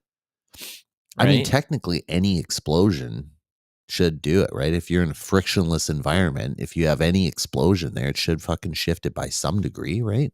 Yeah. So as long as it's on the right side, pushing it the right way, it doesn't matter how much. Even fucking, like we said, 1 centimeter over 5 years is going to be fucking miles out of the way. Just about our lifetime, a satellite that they just gave a gentle push to and sent, and within our lifetime, it got to the edge of the solar system. Right. Both of them did. Mm-hmm. And they're going. They're still traveling. Gone. And they didn't do anything special to that. I'm talking about putting a nuclear bomb behind it to see how fast it can go. Sure. Probably reach the edge in a couple of years. Yeah, if you use that as an accelerant or whatever, right? Yeah, or does it get perpetual? Like it just keeps going and then it hits light speed. So yeah. So I remember there was a invention of a guy came up with a perpetual motion kind of machine. It was in that documentary about free energy, which we still have to watch sometime. But anyway, so it was an inertia machine. So the guy basically, they didn't show the mechanism, but it was a giant fucking wooden box, like kind of the size of like a milk crate or something. Mm-hmm. And it would just do this knocking sound. So it was like, basically it was spinning. That was what the guy was explaining. It would go every time it kind of hit. So you can imagine like, you on a swing or something like that, right? Every time you hit this one spot, that would give you inertia forward, right? So they fucking ran a test with this machine, like no energy in this thing. They got it spinning and they put it in a canoe in a pool, like an Olympic-sized pool, and they used that to push the canoe. So the inertia from this thing would propel the fucking canoe, and it was just going really, really slow, but it moved it around that whole pool like for 8 hours or something like that, because it was like a perpetual motion machine. So it didn't have any, like once you got it going, it just put in the same input or output or whatever, right? So the idea was that this thing could just run forever, was the idea, right? Mm-hmm. And so it didn't really have application for creating energy, I guess. It was more just about the inertia. So I was always thinking like, oh, if you put that in space where this thing just and you would just keep building speed, right? Eventually you would just keep fucking going until you did hit light speed. Right? Yeah. So like those are the kind of things they should be able to fucking implement into that kind of travel, right? And you could just have something that was slow, but it just constantly built up speed, Yeah.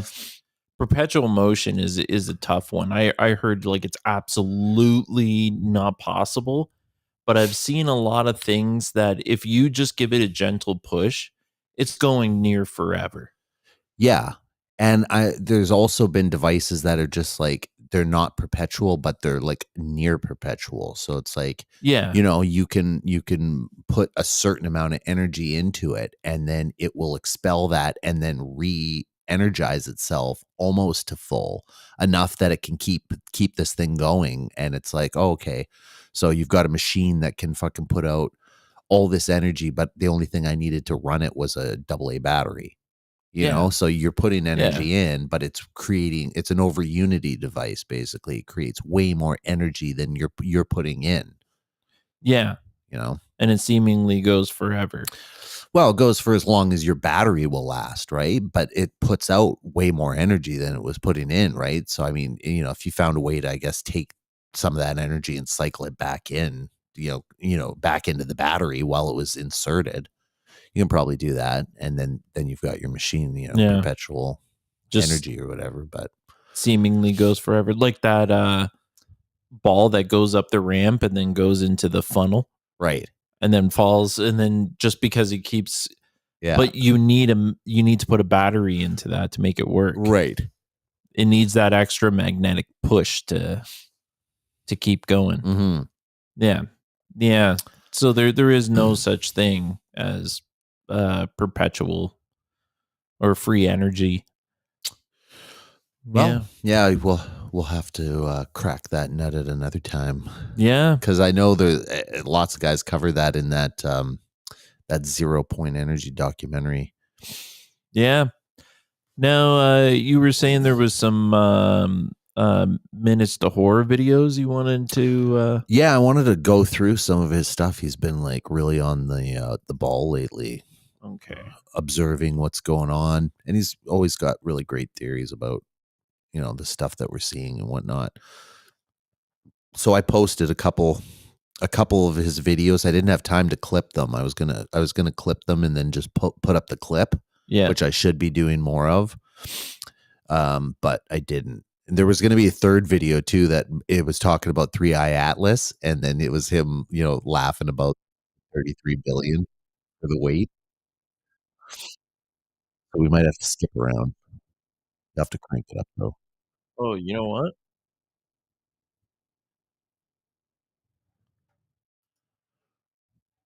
Tricking me. Oh, you didn't have it. Yeah, right. Good thinking. We need that share screen. Happening is absolutely insane. And then crank This the man you volume. see on your screen right here, he is 61-year-old Kevin Chapman. So on August 16th, 2025, this father takes his 2-year-old son to Kitland Nelson Park in Apopka, Florida. And at this park, they have a splash pad. And right next to the splash pad is a bench where parents can sit down and watch their children enjoy the water. This father, he's in the splash pad with his 2-year-old son. There's other kids around. When he takes a look at the bench, sitting at the bench is 61-year-old Kevin Chapman with his thing out, pleasuring himself. The parents, they are rightfully angered, rightfully upset. The police come out. There are multiple witness statements. Multiple police reports are filed. They even have video camera evidence of him doing this deed at this bench right next to the splash pad. The arresting officer and the park manager both confirmed the conduct, and Chapman was taken into custody. Now, one would think that he's definitely going to jail, he's definitely going to do some time. Yet, despite overwhelming evidence, the state attorney's office declined to file charges and not pursue pretrial detention. What world are we living in? What universe are we living in? Yeah. The world had to have ended in 2012, 2008, 2016, 2020. No matter what year it was, it had to have ended and we shifted into a new reality, a bizarro reality. Whether you believe in demons or not, there is real evil among us that prey on children, and they are allowed to do it. They are allowed to continue to do it, whether they are arrested or not. But continue to read this article from myfloridalegal.com. It continues to say that Florida statute defines such conduct as felony lewd and lascivious expedition when committed in the presence of children under 16. But even if there were no children around, if he was caught doing this would still be considered indecent exposure. But the fact that there are children around while he's doing this makes it 100 times, 1,000 times worse. But what's even more disturbing is that this is not the first time that the state attorney, Monique Worrell, dropped charges against somebody who had crimes against children. Continue to read the article. It says, this refusal is part of a troubling pattern. Just recently, State Attorney Worrell's office dismissed a case involving a 47-year-old man, Thomas Dogos, who possessed and distributed illegal child material, including infants and toddlers, even though the case was already being prosecuted by the Attorney General's Office of Statewide Prosecution. After Worrell's office dropped all charges, of course, the defendant fled the state. Thanks to swift action by law enforcement, he was arrested at the Canadian border, extradited, and is now facing dozens of additional illegal child He's trying to material get in here. charges. This is not only sick, this is not only disturbing, but it's also downright dangerous that we have a state attorney, and this is my state. We have a state attorney that's not taking crimes against children serious. And because she is being heavily scrutinized for dropping charges against these demonic pieces of filth, she came out and gave a statement, and you have to listen to the BS that she gives. All things that are wrong are not illegal. And I'm not standing before you today telling you that what happened in that park was wrong. But I am standing before you today telling you that I trust the word of the attorney who was assigned to this case when he said, although those actions were wrong, he could not prove beyond a reasonable doubt that they were illegal. What are you talking about, my guy? What are you talking about? You confirmed what he did was wrong. You confirmed he did it. The arresting officer, the park manager, they have videotape of him doing it. Illegal exposure by itself, just whipping your private parts out in public, even with no children around, even with nobody else around, is still considered indecent exposure, and it is very much illegal in Florida. Right. But then when you add children on top of all this, it becomes a whole different ballgame. When it comes to these cases, the rabbit hole runs very deep. It goes well beyond money. These people are connected to people in the judicial system, to law enforcement, and it goes way higher than this.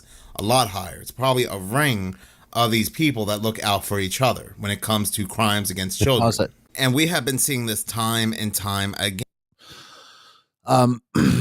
When he was saying like a ring, basically, of people that kind of do this. Okay. Yeah. I heard in a separate video, I don't know if it was him or someone else that was mentioning, but it was a secret society I'd never heard of before. So apparently there's a group called the Royal Order of the Jesters. And it is made up entirely of almost law enforcement, high-level law enforcement, and judges, mostly judges. So it's like where all these Supreme Court judges, all those kind of guys, they are all Freemasons. And so to be in the Royal Court of Jesters, you have to be a Freemason. And then, you have to be a Shriner. And to be a Shriner, you have to be a Freemason who's of level 32, I think, and in good standing with the organization. My grandfather. Yeah, right. Yeah, he was a Shriner. Yeah, so to be a Shriner, you have to be a Freemason, a high-level Freemason, right? So here you are, like 3 secret societies in, so you know you're knees deep in this stuff. And so like you become part of this Royal Order of the Jesters.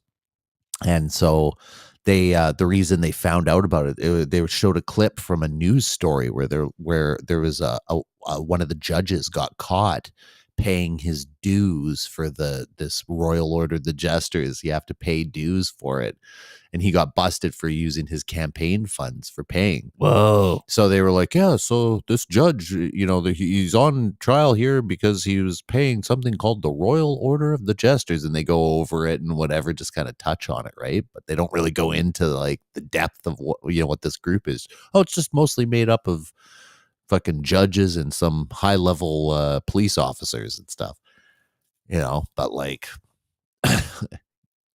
when she says ring, I'm like, okay, that's what I'm thinking. These high level judges and whatever, they're all part of this fucking group.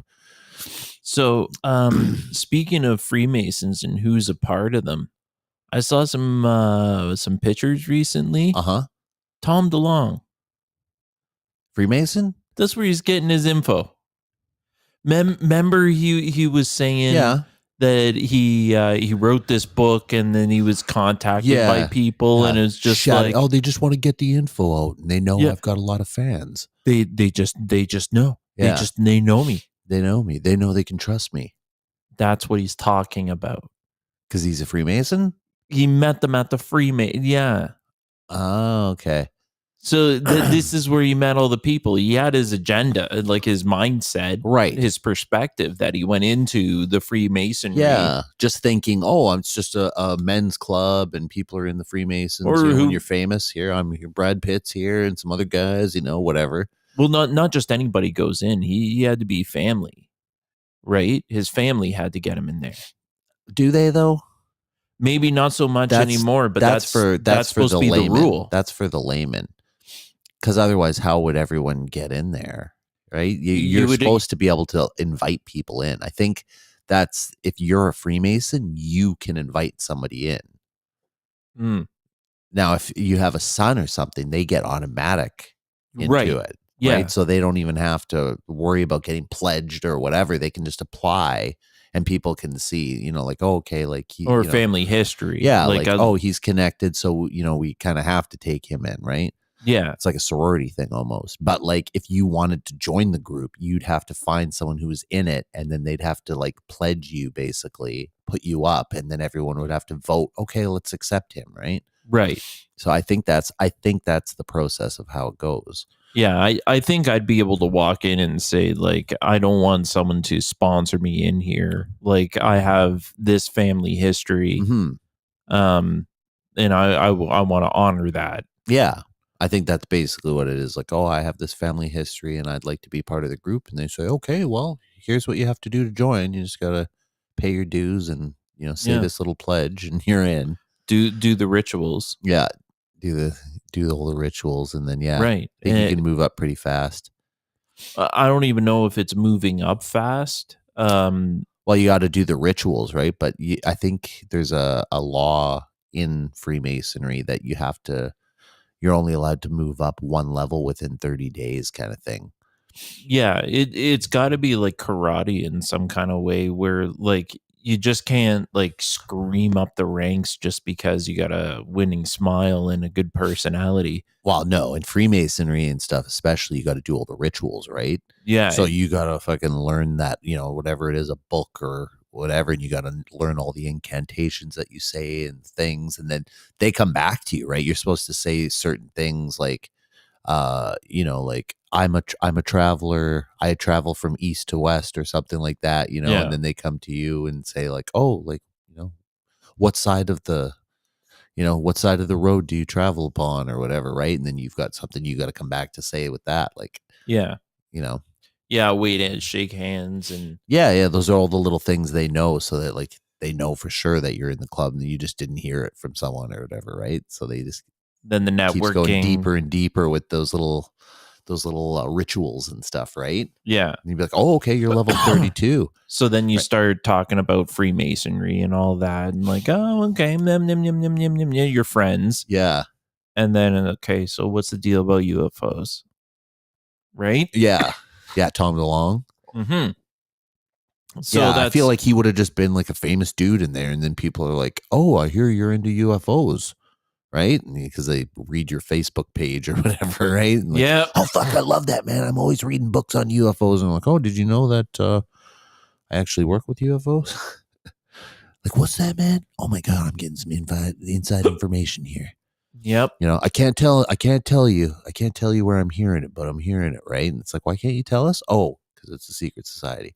Yeah. So did you hear that he actually is a Freemason, or is it confirmed? I saw the picture. Of him in a lodge or in a thing? Oh. Yeah, with the apron. Yeah. Yeah. Classic, hey? So like well, at least that's a how. How did he get this information? Is like they just told me. Mm-hmm. I'm like, come on, there's got to be something. And then that's the something. So I at least feel vindicated on that point. Yeah. People, they never go in deep enough to the secret society stuff. That's what always pisses me off about fucking people who are doing stories on these kind of things. Like, that's got to come up eventually. And like, you just, oh, well, whatever. It's a picture of them as a Freemason. Like, you don't think twice about it, People that do news analysis and stuff, I hear them talk about it, or even they joke sometimes, oh, when they get together at the Bohemian Grove or whatever. Like, don't you know what they're doing at the fucking Bohemian Grove? Like, yeah, they're worshiping some kind of weird god. Yeah, even if it's pretend, like it's fucking, it says something about their mentality that they all Right. have to get together like that and then go through these rituals and whatever. And if they're willing to do that, what else are they willing to do together? So I was thinking about this on a micro level. My wife and I watch Survivor just because we're old and it's what we do. Season 57. 49. Yeah. Oh, holy fuck. I'm close. 49. Wow. Factually. That's wild. And there's this chick that will do this god awful, from my perspective, yoga on the beach with everybody in the morning. And I want everybody to breathe and all this stuff. And you could tell it's an amazing tactic to see who's game. If they're not playing nice with that, then she could start spreading rumors like, Right. look at this fucking guy, we can vote him out at the next tribal council. Right. So what you're talking about might be that kind of like angle. Like we do these rituals because, no, you're not with us. Yeah. Yeah. You see how serious they are, right? About getting Yeah. It says a lot about a person, whether they just play along the stupid game I want to play. Oh, you will play along. That says something else entirely too. And then you can imagine, like, I mean, if the idea is that like eventually this gets up to Satanism at the top level, I mean, you can't really just get people into that, right? Like, I mean, especially if you're trying to convert them into kind of this thing, right? Then you have to start off slow and incremental, and then you bring out these morality issues and stuff, and you say like, oh, okay, well, is murder right or wrong? And you say, oh, well, wrong, right? And then they're like, oh, well, what if somebody killed your child? Then is it okay to well, I guess then it would be okay, and then all of a sudden you start to like move your needle, and all these different things. Yeah. And then, you keep working up the ladder like that. Before you know it, it's like, oh, okay, well, I guess in certain circumstances I could kill a child, and then before you know it, they're like bringing you into this room and they're like, oh, okay, like you have to complete the ritual. And then once you do, it seems like they just like point in your face, go, you're a Satanist now. Yeah. Well, I could imagine like if they, if you want to, you prove yourself up this ladder, right? Like, oh, that you really do want to do this, be part of this group, and you've incrementally kind of discovered that like, things get darker and darker, and then now you're at the top level. But I mean, you can't really, like, how many years and fucking time, stupid ritual shit have you done, right? Where you're getting in robes and people are spanking your ass or whatever it is they're doing, right? And now you're going to be like, oh, fuck. It'd be like being a Scientologist and like getting through up to the fucking level, and they're like, okay, here's Xenu and all that. And you're like, oh no. That's what this is. Like, I can't fucking turn back now. I already put all this money into it, and fucking I'm gonna look like an idiot. I'm gonna look like an idiot if I back out of this or say that it's stupid or whatever. So you end up just going with it, and then so like on these high levels of Satanism and stuff, eventually they get to that level where they're like probably put you in a room and they're like, okay, look, we need to get a video of you killing a child or something fucking crazy, right? And like that's what we have on you, basically, Like, you're ours forever as part of the group, as you've already said that you will be. But this is our assurance, like, Christianity has that baked in. Yeah. Yeah. Think about it. Confession. Yeah. Yeah. Yeah. They just get all your, you just confess everything, and then they can just like blackmail you with it. Yeah, well, they don't blackmail you. It's supposed to be the sworn secrecy. Sure, but like you can imagine that would have been, in the past, especially like when you go to a fucking confession, and then you have to go to church. You're going with your family and all of that, and right? then that priest is like telling an agent for the king, like, oh, this person is a traitor, thinking about the king or whatever, right? And then they give you a bag of gold shekels, and there you go. Yeah. Yeah, the police are supposed to stay away from them. But what if someone confesses to a murder? Right? Mm-hmm. They can't. They legally can't. Right. And so what's bigger, law or religion? Mm-hmm. And then you get into this whole sticky situation of, oh, okay, so it's okay to kill. Yeah. That's why religion has always been such a big thing over the years, right? Yeah. And I mean, like, and why they had to separate it when they created the United States, right? They're like, you've got church and state, it's separate things, right? Like you can't run the country based on religion and be like, oh, like here we're running this, but this is what God wants or whatever, right? You can't be using that kind of excuses and shit, right? For like, oh, that's why we're going to war. God likes that shit, you ICE know, or he is said we're the right one. yeah, ICE is like the most anti-Christian ever. You know, Mm-hmm. that is the exact opposite to the every teaching that Christianity gives. Mm-hmm. Love thy neighbor, welcome them in, help them. And like they're doing the opposite, and then the Christian people are cheering it on. Right. He's right. We're in bizarro land. I don't get it. I don't get it. Just recently at a baseball game, because it's World Series right now. Right? Oh, is it? Yeah. I Big don't know anything baseball about sports. fever going on, and it's kind of heated. Are you a baseball person? Lukewarm to Yeah, in there. I okay. try to watch as much Blue Jays as I can. I'm a Blue Jays fan, Right. and they're doing okay right now. Okay. I'm holding my breath. After this podcast, I got to check the score. But anyways, Oh, they're playing right now? yeah. Oh, wow. And it's important. It's very important. So where's that game going on then? Seattle. Oh, okay. So Seattle's it's 3 a tough hours team. behind. Yeah, they're a tough team. Yeah. Anyways, it was a Cubs game, I think. Yeah, and there was a couple of guys doing some kind of fan thing, like, oh, why is everyone quiet? Your team is losing or something? Whoa. And an old lady didn't like it and totally went Karen on him and said, I'm going to call ICE on you, because he was of Hispanic descent. He did 2 different wars for US. He was a veteran. Right. I heard about that guy. Yeah. Yeah. So that woman identified already. She was a chairperson for Make-A-Wish Foundation. Ooh. Yeah. She made a wish, all right.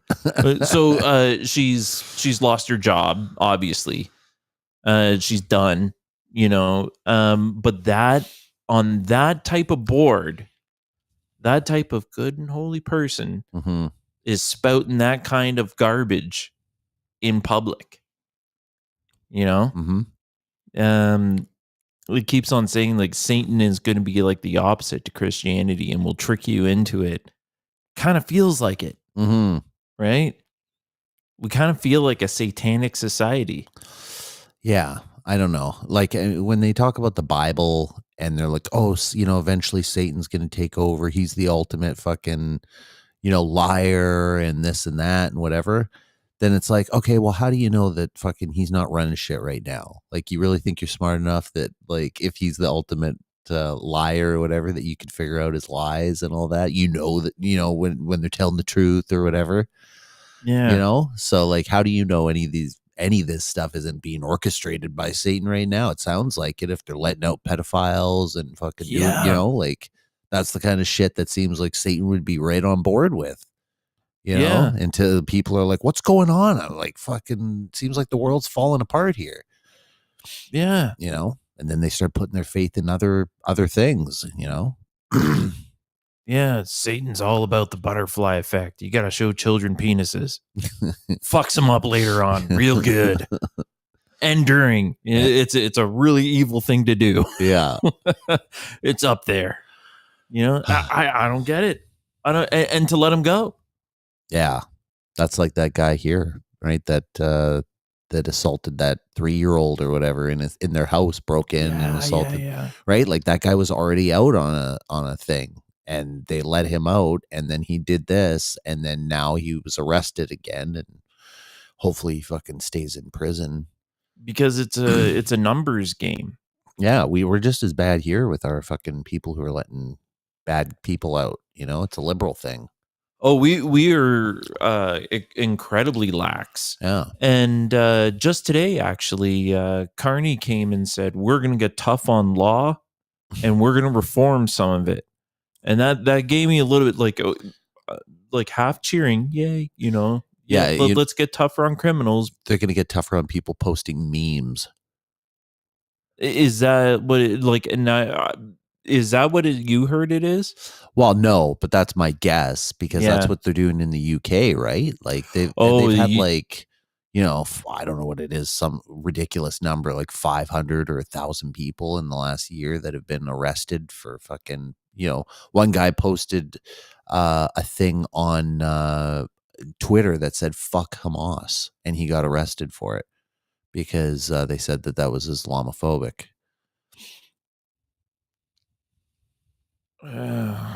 Right? So, but it's but what are you? Yeah, there's so much back and forth. yeah. How about you don't touch it with a 10-foot pole and just like let it pass and keep watch?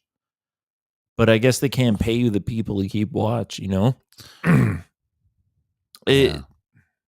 That's dumb. I don't get it, but I admit it's a tough spot for everybody. Yeah. But now you see all these videos of like, people like holding up their camera, and then there's a policeman. All right, so you all going to be taken off to prison now. And they're like, okay, so it's for what? Sorry, my Facebook post. You did post something on Twitter, and I did see found that to be offensive, and we're going to be taking you down to the station. I'm sorry. Can I help you grab your shoes or any? And they're giving him a run through.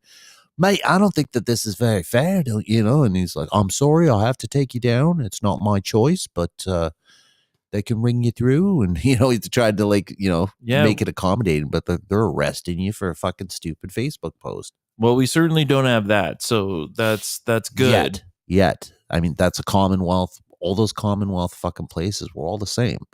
They don't have any fucking... There's no different laws that they're getting that we're not getting, or that we have that they don't have, right? Like, we're all under the Queen. So we run our shit a little differently, maybe here and there, but it's all fucking the same, and it's all pledged to the crown. Everything's all the same in that respect. We all have to pledge allegiance to the Queen, or the monarch. We all have to fucking, pay taxes to the monarch, like every country and whatever. Do you think we would revolt? What? Do you think there would be revolt? No. The truckers revolted. Yeah, I know. And so did you hear about that? They just had the sentence like a couple weeks ago or last week or something. Yeah. So they got off basically with house arrest. Oh, they're going to be under like house probation, maybe not arrest, probation maybe, but 12 months I think they got. Whoa. Yeah.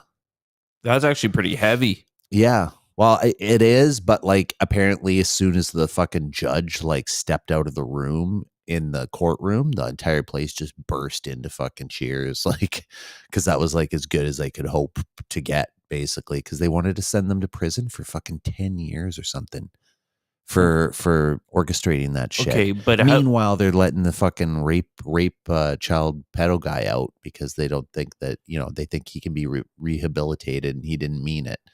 Yeah. But these guys are getting in trouble because they're saying, oh, well, you guys fucking orchestrated and kept people up with all your honking. Yeah. That's what it's mischief charges. That's what they got them on, was mischief. And they're still getting a year. Yeah, they're getting a year. But even that, I think, is the largest amount anyone's ever been prosecuted under a mischief charge. And they wanted to they upped it. Like the maximum you could get was like 5 years, and they changed the law so that they could move it to like 10 years, I think, because that's how much they wanted to fucking get these guys. So how do they even can they survive? Can you stay in your house? I'll have to look. I don't know if it's house arrest or if it's probation for a year. Still, if probation, right? That's different. Probation just means you can't get into any trouble for a year. Otherwise, you go to prison immediately. Well, you wear an ankle bracelet and then you have to do a check-in. Not necessarily the ankle bracelet, but like probably like drug testing, or I don't know. Yeah. I don't know exactly what the stipulations of it, but it would be like, oh, you're not allowed to fucking join any kind of protest, any kind of, there's all kinds of stipulations, I'm sure. Yeah. I have to look into the details of it, but I'm sure it's not like stay in your house for 1 year. And Yeah, like, I don't think yo, so. I got to pay electricity and, Yeah. Yeah, I know. sit in there and let it run out.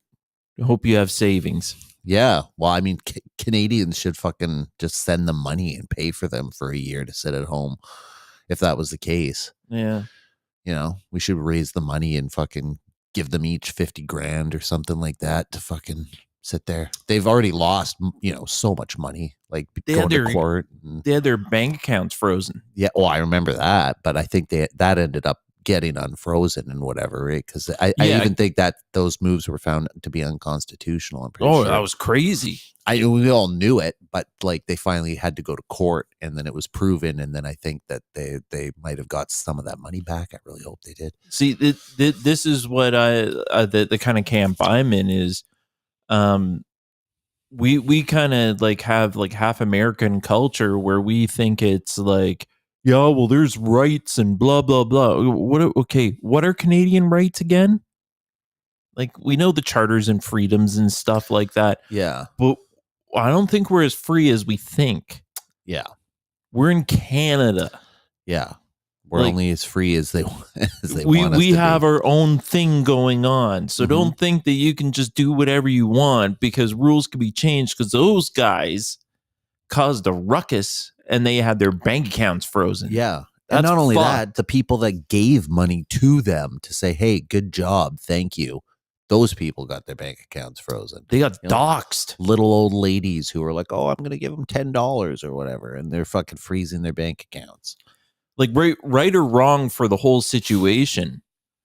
Like, what happened because of it, what the government was able to step in and do into somebody's life is crazy. Yeah, they really wanted to make an example of it. That was the whole thing. So like, next time this happens, we don't want anyone stepping up, right? That's what this was all about. Yeah. And I really hope that it happens twofold next time, to really show them. There was protests, all right. I almost ran into one with my on a bike ride. Which one? Like for COVID? Yeah, one of them. Yeah. At the time of COVID, I was riding a bike just to get some air. Yeah. This is the only thing you could do, really. Yeah, and you weren't supposed to, but yeah. Right? No, I had a mask on, but because it was kind of chilly out. But it was a protest going up James John, one of them. Yeah, and it looked angry. Yeah, people were pissed. Very pissed. I really wanted to go. I really wanted to go to the Ottawa one. I was trying to talk my wife into it. I was like, we should go down there. She's like, we got the kids. We can't fucking leave them. Like, we don't even know to watch them. It's asking for trouble too. Well, I mean, that's the thing. I was like, we could bring the kids, but she was like, oh, it could be dangerous or something. But even though, I mean, they had bouncy castles and all kinds of shit set up for kids down there, right? That's how wild the protests were. Well, bouncy castles and fucking people were singing Kumbaya and fucking drum circles. What I agree with is, like, we do need to sit down and have another talk about the way things are. It is impossible to buy a house. Right. Yeah. No, our cost of living is stupid. We're supposed to be like free and awesome and all of this. How about like living wage across the country so we spread out? Yeah. And this is going on everywhere, right? Like everywhere around the world. Name a country anywhere, and nobody can make it. Yeah. In China, they're fucking committing suicide because it's so fucking bleak. All their money is getting robbed everywhere from every angle. The government, fucking, they've got all kinds of like social security things that they have to pay into, like. Even if you don't have a job, you're supposed to pay like $1,000 a month into like your social security that you get to collect when you're, old later in life. But then now they're already like the people who are like, you're supposed to get it when you're 65. They bumped it to like 73 or something. Yeah. And then now you're only getting a portion of what you used to get or something. Like, yeah, it's all kinds of crazy over there. Now people are opting out, but it's against the law to opt out. So like, Oh, I know, I'm dying on protests. The job. Yeah. Yeah. Yeah. Meanwhile, the rest of the world wants to say, "Oh, China's so amazing. They're gonna, they're so advanced and whatever." Right?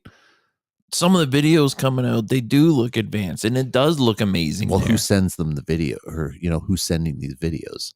Right? It's the fucking Chinese party. Oh, Right? Like they're the Chinese ones that are party saying, or like, just look how good our cars are, and look how good our ships are. I heard some guy talking today. He's like, they're so efficient at their building that in the time it takes us to build one um what do you call it, aircraft carrier, they can build 300. yeah. That's like in the length of time it takes America to build one. And so I was thinking, I'm like, okay, yeah, maybe that's true, but like, first of all, what's the quality of fucking materials they're using? I bet you it's shit. Yeah. Right? Then how are they being put together? I bet you shoddily, right? And like some of these, there's been countries like I think India, I think buys its warships or something like that through China. Like that's what supplies their navy or their military or whatever. And like the last conflict they had, apparently like fucking like all their war boats got wiped out by like these like fighter planes, like these really cheap fighter planes managed to come in and fucking blow holes into all these fucking warships that they had bought off of China. Wow. Yeah, they had like 7 or 8 of these huge fucking warships and they all got sank because they were fucking just shittily made. Yeah. And it's like it's on the world stage of like, yeah, this is what it means. Like made in China. I've never bought anything like, oh, it's made in China. Oh, that's good. Yeah. It's good quality, right? Like made in China is literally when you like, oh, that's fucking shit quality, obviously. Every one of the watch bands I got from Temu got a rash. Yeah, right. Yeah. But Everyone. meanwhile, I mean, like some luxury shit, how we've seen, does get made in China. Like there's like handbags and all kinds of stuff where it's like you pay $1,000 for it, but it was made in China, and then it gets sent to, Paris or something like that, and then they hand stitch on the fucking Logo. Yeah. just the logo, and like the strap is like fucking hand stitched. Now it's like, oh, made in France. They get to say, Yeah. and like that's a scam all around the world. Yeah. We get something and it's like fucking 90% made in China. And it comes here, and then we fucking finish the rivets and then fucking put a stamp made in Mississauga, or whatever. Yep. The example I have of that is canned peaches. Well, food is notorious. Yeah. There's some sort of regulation with food where they're allowed to fucking to put, made in canned in Canada or something like that, right? Yeah. Product of Canada. That's what they always put. Product of Canada. And then you're like, you find out, oh, these are like Indonesian fucking peaches, like, Yeah. yeah. So they're sending them over here to a processing plant. And because they were processed in Mississauga, they get to say product of Canada. Correct. Yeah. And like because the syrup, the can, the lake, there is more of a percentage of the product is from Ontario, so they can say product of Ontario, but the peaches themselves are not from Ontario, which Ontario is known for. But I guess I kind of get it. We eat the local stuff, right, in our pies, and like we get all those like good peaches. The ones in the can from Del Monte or like whatever, like they come from Indonesia. Right. So whatever, yeah.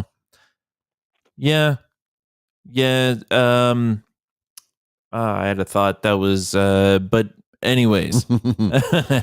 China bad, or Temu, just basically Temu, like, yeah, they're going downhill fast. I think like all it takes is one purchase, basically. If someone's like, oh fuck, I got a free tablet and whatever, and they they do the thing, they'll buy it, and then that's the last time they order from Temu. Right? Like, it's like everyone does it once and then figures it out, and it's just like that. So I think they fucking had a nice big rise. Now you're seeing, I mean, those Temu commercials are always off the hook because I think they're trying to fucking get people back in, right? How many times have you seen those commercials? Oh, Like, they're wait a aggressive. minute, how did you download the ad before, right? Oh, I just went to the official app store. You can't do it like that. You have to get this video so you can get the special free tablet. You know? But for all the like little things, it's so great. Like extra dish racks and Yeah, anything that doesn't have any kind of technical parts or anything like yeah. that, you know? Yeah, I think that's probably pretty solid. If you know what you're gonna buy, like if I get it and I have to throw in the garbage after, Hmm. and I'm okay with that, then yeah, I buy it from Temu. Like one time, I think I bought a cheap pack of forks, like a 12 pack of forks on there. Something kind of like you can't really fuck that up, right? You just like it's this metal stamp of a fork that they Yeah, can mass produce or whatever. And they were like, obviously flimsy kind of made forks, but good enough. They don't bend when when I'm poking my food, yeah. but they're definitely like flimsier than the other forks that I had that I bought at Walmart even, which is other China shit, right? But somehow they've got some sort of standard where like, hey, if you want to make it into fucking Walmart, you guys got to step up, Yeah. Yeah, Walmart's a step up from It's that. all China, right? It's still the same shit, but it's just like they know they've got a thing because they're like, if it'll be the same thing. It's like the Temu thing. Like, oh, if we sell it to Walmart and they get 500 returns on a fucking product because like everyone buys it, it's like, oh, this thing's falling apart right away, right? They've got an amazing return policy, Yeah. so they're just gonna end up losing money, and they're just gonna say, oh, we're not buying from Shenzhen fucking products or whatever, so. That's why they're like, oh, well, if we're going to be with Walmart, we got to make sure we fucking make it with good metal and fucking actually put it together properly and whatever so that like it doesn't get returned. I know for a fact that there's two types of Milwaukee tools. Oh, yeah? Yeah. I didn't know that. There's two types of all tools. There's the type that's in Home Depot. Uh-huh. And then there's a separate that's sold in different stores for contractors. Oh, really? Just like you're saying. Yeah. But so like the Home Depot ones are not as good. They're the Chinese correct cheaper ones, right? Even though they're branded for Right. these top name tool Right. companies, and they are made like better than most. Mm-hmm. But when is that going to break on you? Right. Like maybe 10 years down the road, if that, maybe never. Yeah. It depends which ones. That's why I specifically go to Home Depot to get rigid. Right. Because they've got a lifetime warranty on their electric tools, which is amazing, and the batteries no less. So I can fucking have my batteries, and they sometimes those things just fry, right? Even left it in a puddle or something like that, right? Yeah. And then you fucking contact them. You're like, oh yeah, my battery's not working. And you send them a picture of it, whatever, and then they send you a brand new battery. Even for that free. they're ahead. Yeah. Yeah. They're ahead of the game. But a contractor, if they're using it all day, every day, it's going to break within a month. Well, exactly. Yeah. And that's why, people buy at my line of work, people are always buying Milwaukee and DeWalt. DeWalt's the like budget version But of tools, but still well made. And then Milwaukee's like, basically the top of the line because that's like the most expensive, well made stuff you can get that's not Hilti because Hilti's like the gold standard. But not from Home Depot. I bet from like Noble or maybe. Man, I don't know where guys buy their a vendor shit such exactly. as that. Like or Milwaukee sometimes comes to our site and will sell shit correct. directly, even, right? And that'll be the different type of tool. Yeah, probably. And it's always like, holy fuck, $500 for a drill, right? Yeah, but well, then Home Depot's having a sale. It's only $350. That's amazing. But it's a different drill. Yeah, right. See, but you don't know that. It just says Milwaukee, and you're like, oh well, fuck. I just wait for a sale at Home Depot, and it's only $350. Yeah, deception all up and down. Yeah. And then these things they do break. Like fucking, I watch a guy and he's like, "Oh man, I only had this thing like 2 years, and this fucking thing busts. That's like $500, man."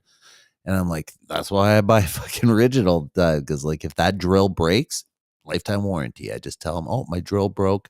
They send me a new one. Or the one time they couldn't fix it, they and the thing, I guess they weren't making it anymore. someone called me from Ridge and they're like, "Hi, my name's Shelly. I work in the sales department or whatever. We actually don't make that tool anymore, so I'm going to just send you a check for what you originally paid for it or what you would have."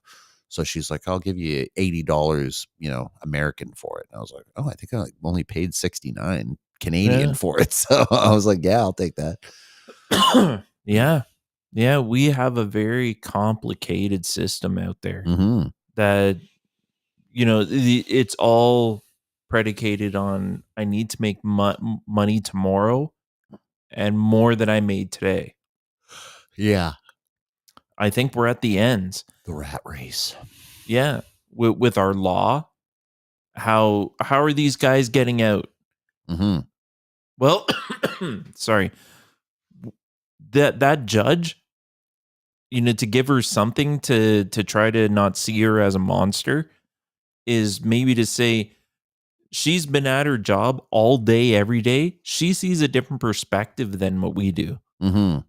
To her, it's files and faces like Yeah. that, just whatever, all day, every day. Right. And while that's why she said her decision was based off of the judge, It right? was all technicalities. She said, "Oh, I had to take it based on what he told me." She's Yeah. like, "So when my attorney tells me that this person might not have done something wrong, I have to take that into consideration, And you're like, "Okay, well, what about taking into consideration the fact that it was all on tape and easy to prove?" Yeah, it's supposed to be like the difference between the law being a blind and black and white thing where it doesn't matter who you are and how outraged you are, it's going to be above like crowd outrage, witch hunts. Mm-hmm. You know, Mob mentality. this fell into this category. This is what we chose. That's the way it is. And that's what she was trying to say, but it Mhm. doesn't feel like that. I would have to see the ins and outs. Doesn't seem right. Seems false. Yeah. Something, an act like that should warrant jail time or removed from society. Yeah, removed from society for sure. Definitely a psych ward. Mhm. I would argue like that's a psych ward, Yeah. Oh, for sure. but you don't know if he's trying to get into the psych ward. I'll let him. Who cares? Put him Yeah. in. Put him in there. It should psych wards like that for those kind of people. That should be a thing, but it should be a prison basically. But it just happens to be a hospital. So you're in a hospital setting, but it just has bars on the window. Well, I hear that a lot of the prisoners that plead insanity going in because they think that, oh, I'm going to go into a psych ward and it's going to be easier than jail because jail's going to be rough. I'm going to get raped and all that, and they find out, oh no, it's way worse. Yeah, way worse. I would rather go to jail than psych ward. Have you heard about Ghislaine Maxwell? Like where she's in prison right now? Oh, it's supposed to be cushy. Yeah, it's like a country club apparently. Yeah. No bars on the windows. Like you're allowed to like come and go, I think. Like she's allowed to go outside and like, just come and go as she pleases in the zone that she's in. People like beg to get transferred to this place. And so apparently a day or two ago she took a meeting with someone. Like you can only get info from the people who have seen it in the prison. So somebody in the prison leaked info to the press that she met with somebody. They didn't know who, but she was in there for a private meeting. So like apparently the whole, like, as I said, this place is like pretty cushy. People can kind of come and go areas as they want. Yeah. They had an entire facility lockdown, which they never do. And it was just for her to go have a private meet with someone in the courtyard or something. And they said she met with someone for 20 minutes. And when she came back, she had this huge smile and she was talking to everyone. And she was like, like couldn't be happier, basically. So it sounds like she's made some sort of deal. Yeah. And to go along with that, there was one person that needed to get hired and sworn into Senate to Mhm. release the Epstein files, Yeah, I heard. and she was being blocked. And then I think it was a crowd of people that ushered her in, and that was like the last piece. Then you say Ghislaine has this deal going on. Hmm. Those pieces fall into place. Trump's talking about a possible pardon. And if you heard that, he did a couple press Oh, conferences where he's like, "Oh, what's the? Oh, yeah, I'm not even paying attention to that case anymore. But yeah, I wouldn't be opposed to maybe looking at a pardon." yeah. He said something like that, I right? remember he did say that. I have the power to do it. I can Yeah, do anything I I want. could do it. I know. I'd have to look into it, but that's something I could do if I wanted to. Yeah. Yeah, But maybe it's maybe they're telling her you can stay, yeah, maybe, you know? maybe. It sounds like she's gonna be getting out. Nah. Maybe she's happy about staying and she's like, you know what, I'm just gonna live my lesbian fantasy Yeah, maybe. and stay, and then all the other ladies are jumping up and down. Yay. Yeah, You know, paid for. You would have to like stay your days in a facility, but hmm anywhere out there is not that great. Might as well be in a system, be taken care of to your death. yeah. And if you're into that kind of thing, you could be living quite the life. Everybody in there Oh, is yeah. like high value crime, like, you know, nobody dangerous. Even if she got convicted of what they have her up for right now, I think she would only be serving like 8 years or something. She's not up for very, very much time, I don't think. Yeah. Yeah. For That's why being it's been such a involved. controversy. Being involved in what? They haven't charged her with anything. They've put her in jail, but everyone keeps asking what they're charging her for. And the only charge that she's got is trafficking, right? But they said, okay, well, trafficking what and trafficking to who?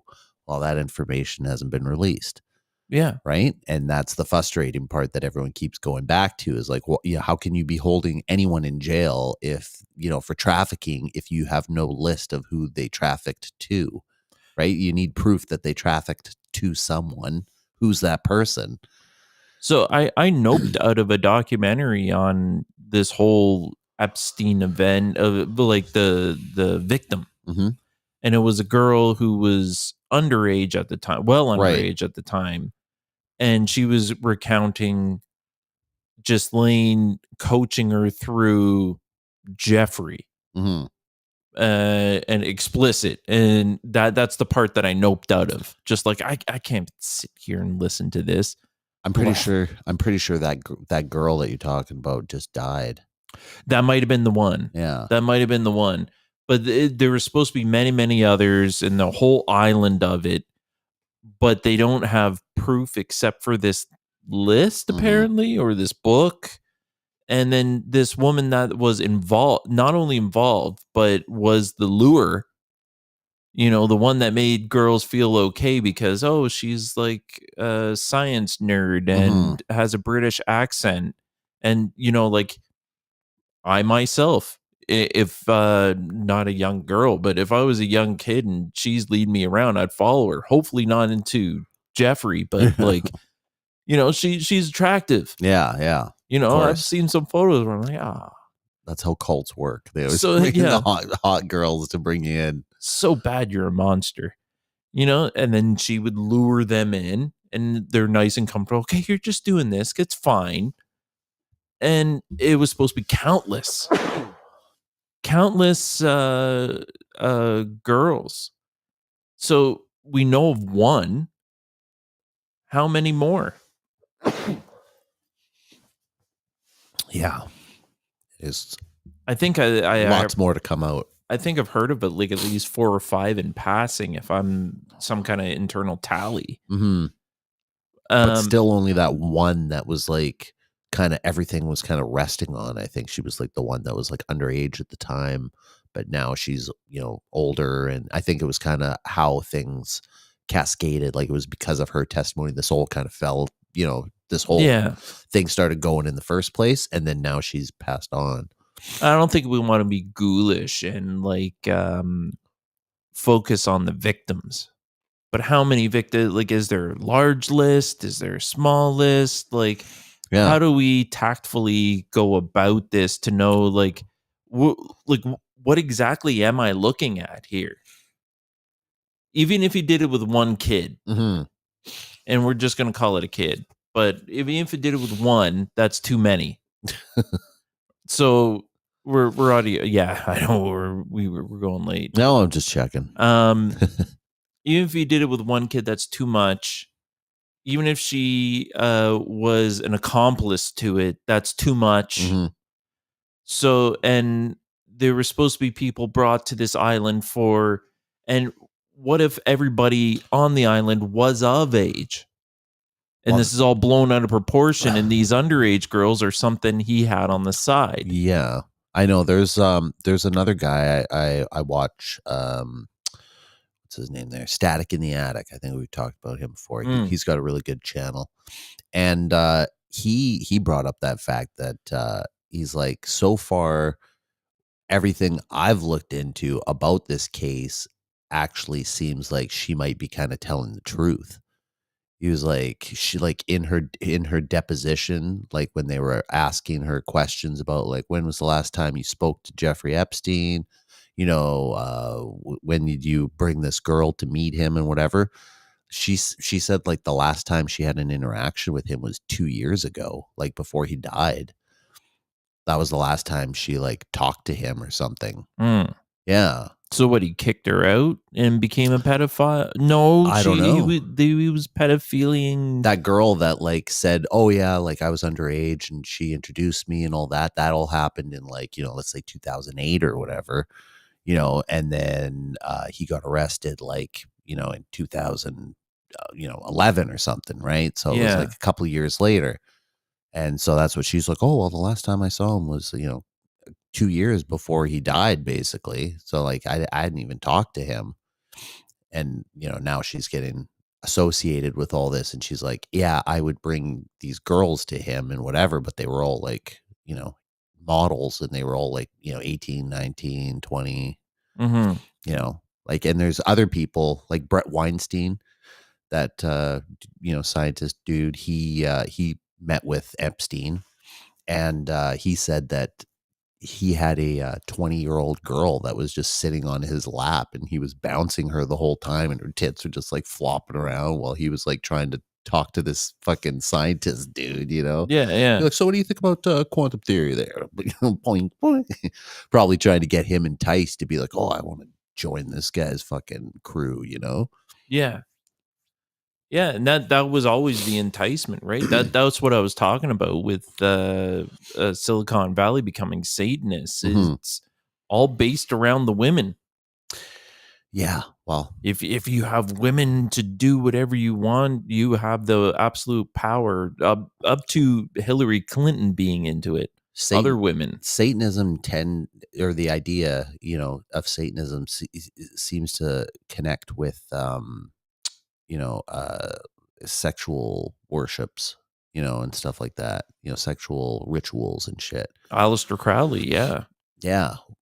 And like, crazy tantric sex stuff and because I think their idea is that, in the philosophy idea of sex magic, the idea of like chi and, aura and all that kind of stuff. It's like, it's supposed to be like energy that people can build. And like, in the past, that whole secret tantric kind of shit has all been like,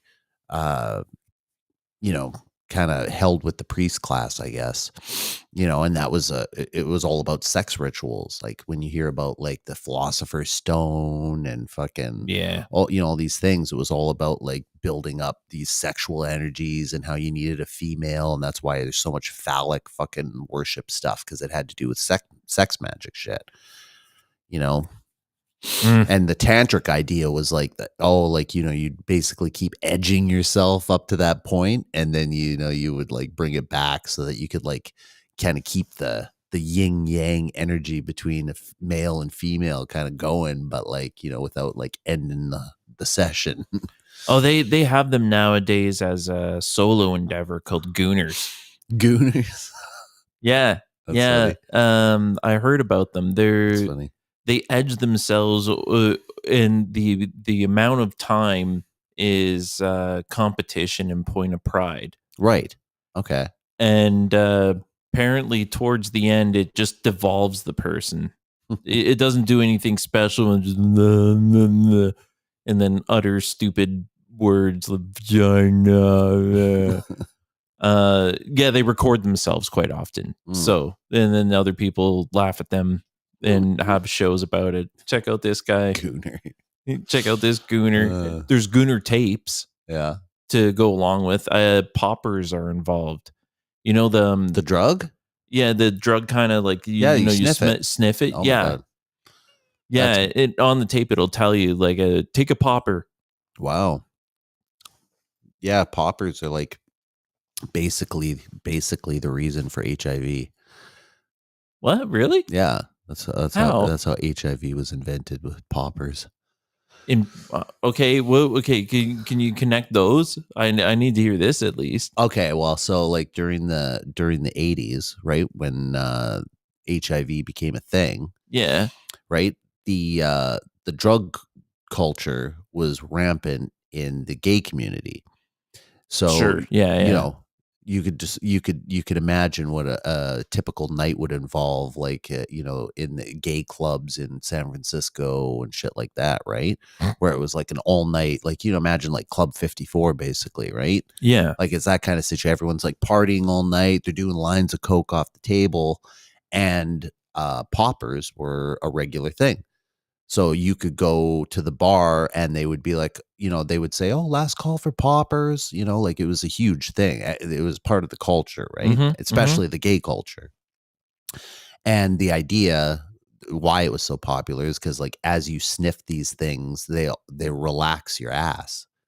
Right. Yeah. You know, for sex, right? And so that, you know, that's why these were so huge. But it turns out these poppers are extremely what do you call it? Fucking immunosuppressant. Oh, okay. Okay, like extremely immunosuppressant. So as you're taking them, they literally shut off your immune system. And so if you're doing them fucking 5 times a night and you're hitting the gay club fucking night after night after night after night, and you're doing poppers all day long and whatever, you know, now all of a sudden you start having, you know, sex, and you can imagine like fucking all the kind of bacteria and shit like that you've got going on, you know, fucking, and it mutates, that kind of stuff, right? Yeah. And that was the number one thing when guys were dying of HIV. Well, I mean, of AIDS, right? They would get HIV, right? Which, you know, means, oh, okay, you don't have any immune system anymore. And then, or no, that's what the AIDS would turn into, right? Yeah, but the HIV was just the way of the marker, basically, to be like, oh no, you have this horrible disease, and it's going to turn into AIDS, which means you have no more immune system, right? So people were like specifically dying of this like rectal kind of infection, cancer thing, you know, like I forget what it was called. It had a specific name, but it was, you know, mostly these rectal fucking you know, infections that guys were getting because they're like tearing all the fucking, you know, lining in their ass and shit like that, having sex, and then you know, getting infections and all that kind of shit, right? And so that was the number one thing. So anyways, the poppers is what fucking shut off their immune system. And then they're like, oh, I don't know what's going on. I just fucking, all of a sudden, you know, I've got something going on. And they go to the doctor and they're like, oh, well, they had to tie it to something, right? Because they're like, well, we don't know why all these guys are getting, all their immune systems are turning off. So they had to find something. And guess who found it? Fauci was he was the one that was running. Right. Yeah. That's right. He ran it and was like, you know, we've you know, got a fucking culprit. So they bring forth this doctor called Gallo, Dr. Gallo, and he came out and said, We've discovered that the cause of this AIDS epidemic here is this virus called HIV. And they tried to explain like, oh, I remember the and you can see the clips from the press conference, but they're like, oh yeah, like we plan to have a vaccine within 2 years. And this was like Right, yeah. 1983, right? And Yep. they still say that. Like, you watch news stories now and they're like, oh, they say that like there's a new breakthrough in HIV and they're hoping to have it on the market within the next 2 years. Yeah, It's yeah. always the fucking thing. It's like a running joke, basically. But yeah, so that's where HIV basically came from. It's more the fact that it's a lifestyle situation more than it I guess specifically the poppers, but I mean that was the lifestyle choice that people were using. Yeah. I like the theory better than the monkey one, but the monkey thing never made sense to me. That's I fucked wasn't up. like, did Nobody, someone fuck the monkey, or they just got the blood nobody. crossover, or Yeah, no, and it's a natural disease yeah, that's already out there. Cats have HIV, their Well, own yeah. brand of it. yeah. And I mean, I think HIV, it's an ancient virus. I think that's the people that have tested it have found that it's been around forever. And I mean, you can randomly test people and they have it. Like, you could take 500 people and you could easily find 100 people that have HIV probably. Now, I've heard it as it was engineered as a bioweapon. Well, that's the classic trope, right? Which, I always used to kind of, I never really believed, but I would always hear, right? And they're like, oh, people are going on about their conspiracies and like, and then the CIA made the HIV virus to kill, gay people, basically. Yeah. Right. Or it was, I always hear that it was started to try and target black people, but then it ended up, focusing on gay people, however it was doing it, right? And they're like, oh, basically they were just, releasing it into the population or whatever and letting it spread, right? Knew all these like gay guys would have sex with each other and they would spread it. And that was the thing, right? Yeah. But it turns out that like fucking sex is actually like the hardest way to spread HIV. Like, if you have unprotected sex, it's like very hard to spread HIV unless you've got open sores or anything Yeah, it's like from that. blood. Well, it's from blood, or it's also supposed to be from bodily fluids. So, like, when you were growing up, and you would see probably those commercials where they're like, "All you need to do is have sex one time, and you can get HIV," right? And they were having those things where like, make sure you're wearing a condom, right? It was always the thing. Because it's like all it takes is one time. There's those commercials all over the place. Like, when we were kids and it was such a fucking rampant thing, they would show it in fucking, what was that? Like home ec or whatever, right? Where you had to sit, sit in class and they would fucking have you like rolling a condom on a banana and that kind of shit, right? Yeah, But, it was a big scare yeah, during it was the a 90s. huge scare, and people were like, oh, I remember being a kid, like I was like worried about like a fingering a girl because I like, oh no, I think I might have a cut on my hand or something. Like, what if she's got it? I was like so freaked out, Yeah. Thinking about it, and like, when you actually discover how hard it is to fucking spread HIV, then it becomes like, oh my God, like it was such a, it's like, COVID, the misinformation of that, of how easy, like they were just like, oh, it's so easy to spread and whatever. Right. When it turns out it was like, not that big a deal. Some people seek it out. Right. From the same show. Bug chasers. Yeah. Yeah. This guy who is, I don't think a real Satanist, just like for show and overtly, fuck God, I fucking hate God, and used a toilet brush to scrape up. Yes, I remember you telling me that. Yeah. Oh yeah. Scraped up his insides and then had someone who is HIV positive to pause load him. There was a famous Italian doctor who went live on TV and injected himself with HIV. to prove that it wasn't contagious. Did he die of HIV? No, No. no. I think he was still alive.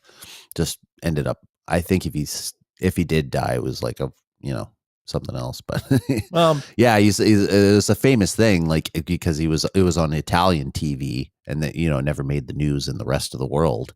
yeah. But maybe a news, like a newspaper story or something like that, right? But it wasn't on like TV or anything. But yeah, he was like a famous, well-respected doctor, and he like went on and said like, oh, this is like a harmless, the idea is like it's real. HIV is Mhm. real, but it's like I said, it's like it's been around forever. People get it. It's like you get it, it's like a flu, and then you've got an antibody. Literally, the test for HIV is an antibody test. That's how they test to see, oh, yeah, you're positive for HIV. They say you've got the antibodies. Well, if you've got the antibodies, you don't have the disease anymore. It's pretty, straightforward. So that what are way. people dying dying of? Well, so people originally were dying because they were doing the poppers, right? Well, as those kind of like got phased out, because people realized like, oh my God, like, these things are really horrible for you, but they also like changed laws to, make them, illegal because they're, not, so dangerous. Right. Mm. And, people started taking, drugs, like, cancer drugs to fight the HIV, because as soon as you find out you have HIV, they start pumping you full of drugs. The doctor's like, "Oh my God, you got HIV. We got to get you on this regimen of drugs, this regimen of drugs." Like, and so what happens when you start, poisoning your body, even with, a small amount of, regular poison, your immune system starts to fight it, and it shows that all of a sudden you've got like a really healthy immune system.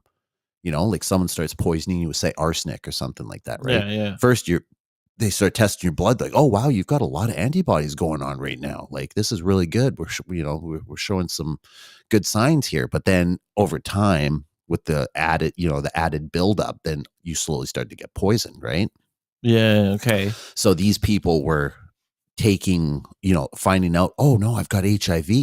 And they'd go to the doctor and oh, well, you got to take these drugs and these drugs and these drugs. Well, right away, they'd start testing, like, oh, well, we're seeing some positive results. You got lots of T cells. It was always about T cells, right? Like they would want to make sure, oh, you've got, these certain cells that are, blood cells that they produce antibodies and shit, right? That's what the T cells are. So in an AIDS patient, you have zero fucking T cells. And then that's why you end up dying, because you have no immune system, right? Yeah. So they're testing your T cells all the way along and saying, oh, okay, they're starting to, go down or whatever. So we got to get you on more of these drugs that can help boost you back up, right? And sometimes you might see a short boost because you're getting poison. Your body's trying to fucking compensate for it. But eventually you would succumb to it, and then, just build up, and then it would shut you off, Mm. Yeah. That's a heck of a theory. I like it. Yeah. Well, it's we'll have to go through the documentary sometime, because there's a very famous doctor who was like, fuck, what was his name? Peter Duesberg. That was his name. He was actually one of the first guests on Joe Rogan, and that's how I ended up listening to Joe Rogan in the first place. Actually, I was trying to find interviews of this doctor, because I used to like watch or listen to this documentary about, it was mostly about him, because it was his theory. He was the one that came up with this whole theory about the poppers creating it, and then the drugs. So Fauci came out with this thing that was like, oh, they have all these cancer drugs, right? That are like called black label drugs, which means like if you take them, you will die. And they got black labeled from the FDA, because they said, listen, if you give these to cancer patients, they are going to die. So we can't give them to people. But then when HIV came out with AIDS, they said, well, you're 100% going to die from HIV. So these at least are a chance. And that's how the drugs got introduced. So now they started giving you the absolute most poison drugs that have ever been in history. Yeah. And that's your treatment for HIV. And now all of a sudden, as soon as you get HIV and you start the drugs, well, you got a short improvement time, but everybody always dies. That's what happens, right? Mutates. That's why, you know, Yeah. right? It was a death sentence. As soon as everyone heard they had HIV, everyone died. And you can even see it in that movie Dallas Buyers Club with fucking Right. what's his face, right? Yeah. Matthew McConaughey. It was a story about that whole thing. It was a specific drug. It was called AZT. And Right. it was a cancer drug that was black labeled. And then they're like, well, so we can't use it for cancer patients, but we can use it on these people that are absolutely going to die. And it created this huge market. And it was specifically okayed from Fauci. He was the one that came up with this, like, oh, well, I think he even owned like a portion of the fucking company or whatever. I think it was GlaxoSmithKline. That was the name of the like company. Yeah, created the drugs. There was a Mexican company that did it better. Yeah, I watched the movie when it came out opening night. Yeah, and you see, you know, like he's like at first he's healthy, and then he starts taking these drugs. But I mean, that was the movie was about, was them realizing that the drugs were poisoning people. Right by the end of the movie, he was like trying to tell everyone, like, oh, like don't take these drugs. Yeah, you know, there's a better one somewhere else. Yeah, and that's they kind of tried to shift it, right? Obviously, they're not going to tell you the truth. They're like, oh yeah, like, you know, he was a hero, you know, telling everyone that these are bad drugs, and now we've got better drugs, right? Yeah, but really, it's the same shit. They call it a cocktail. So they're like, now instead of taking this horrible AZT, they've got you on just a different cocktail of two different fucking drugs that are just as toxic, but individually they're not, right? So when you mix them together, then they're super toxic, right? Yeah. So that's why people are still die when they get HIV. Yeah. It's literally, it always comes down to the drugs. That's why Magic Johnson is still alive, right? He was like one of the first people to get fucking HIV when it was like, you know, still a hot topic. It was like 89 or 92 or something, where it was like, oh, Magic Johnson has HIV. You're like, oh, I guess he's only got a couple of years left. Now it's been like 25 years or something. So I'm gonna pull it up for next time. The you know, the show Marketplace, right? Yeah. They were showing what it takes to make medicine. And say you wanted to make a flu medicine. Mm-hmm. What would it take for you to put out a flu medicine? Right. Do you need a medical license? No. What, in Canada? Yeah. To put out a flu medicine? Like if I had a vaccine that I wanted to give out? No. Just a flu medicine on the counter, Shoppers Drug Mart. Like NyQuil, Dayquil. Really? Yeah. There is a book, one single book, and it tells it is approved by medicine. It's in the medical libraries, and these are all like the base ingredients for our medicines, right? And if any of those ingredients fall in those categories, then you can use it. Right. Oh, okay. So they've already been approved. So it's like, oh, as long as it's made up of that, we don't have to do the research again. And if you could whip up a batch, go for it. Okay. Really? Yeah. So you can have one ingredient in there and say that it's extra strength fluanol. Right. You know, to help your flu. Well, does it have any ingredients? Well, it's got one of them. And it's got some of it in it. That's fine. As long as it's not natural ingredients, then they'll fucking bust you. So how well it works is a total toss-up. Total toss-up. Right. Yeah. Yeah. One product is not the same as the other one. And that's on the same shelf in the same pharmacy. Right. Let alone between stores. You know, and then ancient Chinese remedies, they got their stores. Who knows what actually works with medicine? Yeah. If I had to take a guess, I'd go with the natural. Yeah, placebo effect. Well, it seems to be a thing. Nothing's wrong. I don't have anything wrong. My stubborn male attitude. Yeah. Yeah. I wonder though, in that sense, if it's not like the placebo, if it's just your, you know, willpower, basically. Yeah. You know? Like, have you ever seen those experiments where they have people praying and they can like, they're like X-ray someone while people are praying and they can visibly see things like starting to heal when Yeah. people pray? Like, is that because it's from fucking God, or is it just because it's like certain amount of people like harnessing energy and like focusing it in a certain spot? You know what I mean? Again, another video to call up is Wim Hof Yeah.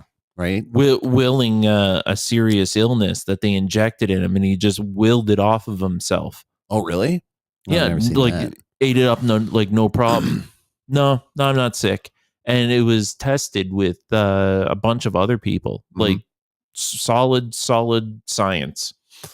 Yeah, I could believe that. I one time when I was like I want to say like 17, 18, something like that. There's this buddy that I hang out with that always has these wild theories. He's the guy I wanted to get on the podcast with us that I couldn't get.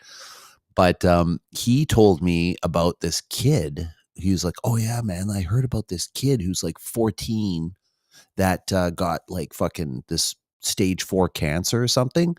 And he's like, the kid just like spent all his time in the hospital meditating and pretending that he was like in a fighter craft in his body and like was going through his body shooting all the fucking the cancer cells and shit like that. He's like, he would just spend hours just like in his mind pretending he was fucking firing and killing all these fucking cells, and like he started fucking getting better. Like the cancer started going away, Yeah. like, and it was like, what's going on?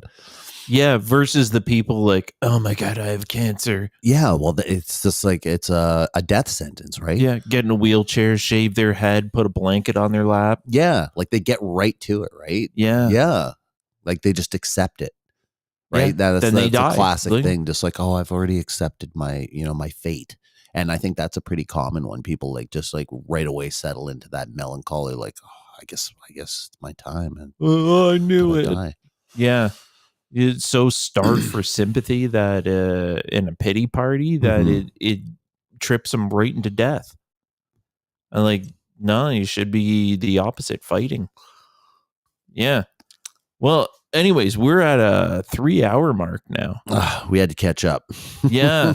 Anyways, yeah, we're gonna pinch it Should off right rock it. there. Okay, thank you everyone for tuning in, and we'll catch you next time on the Conspiracy Wars. Catch you on the flip side.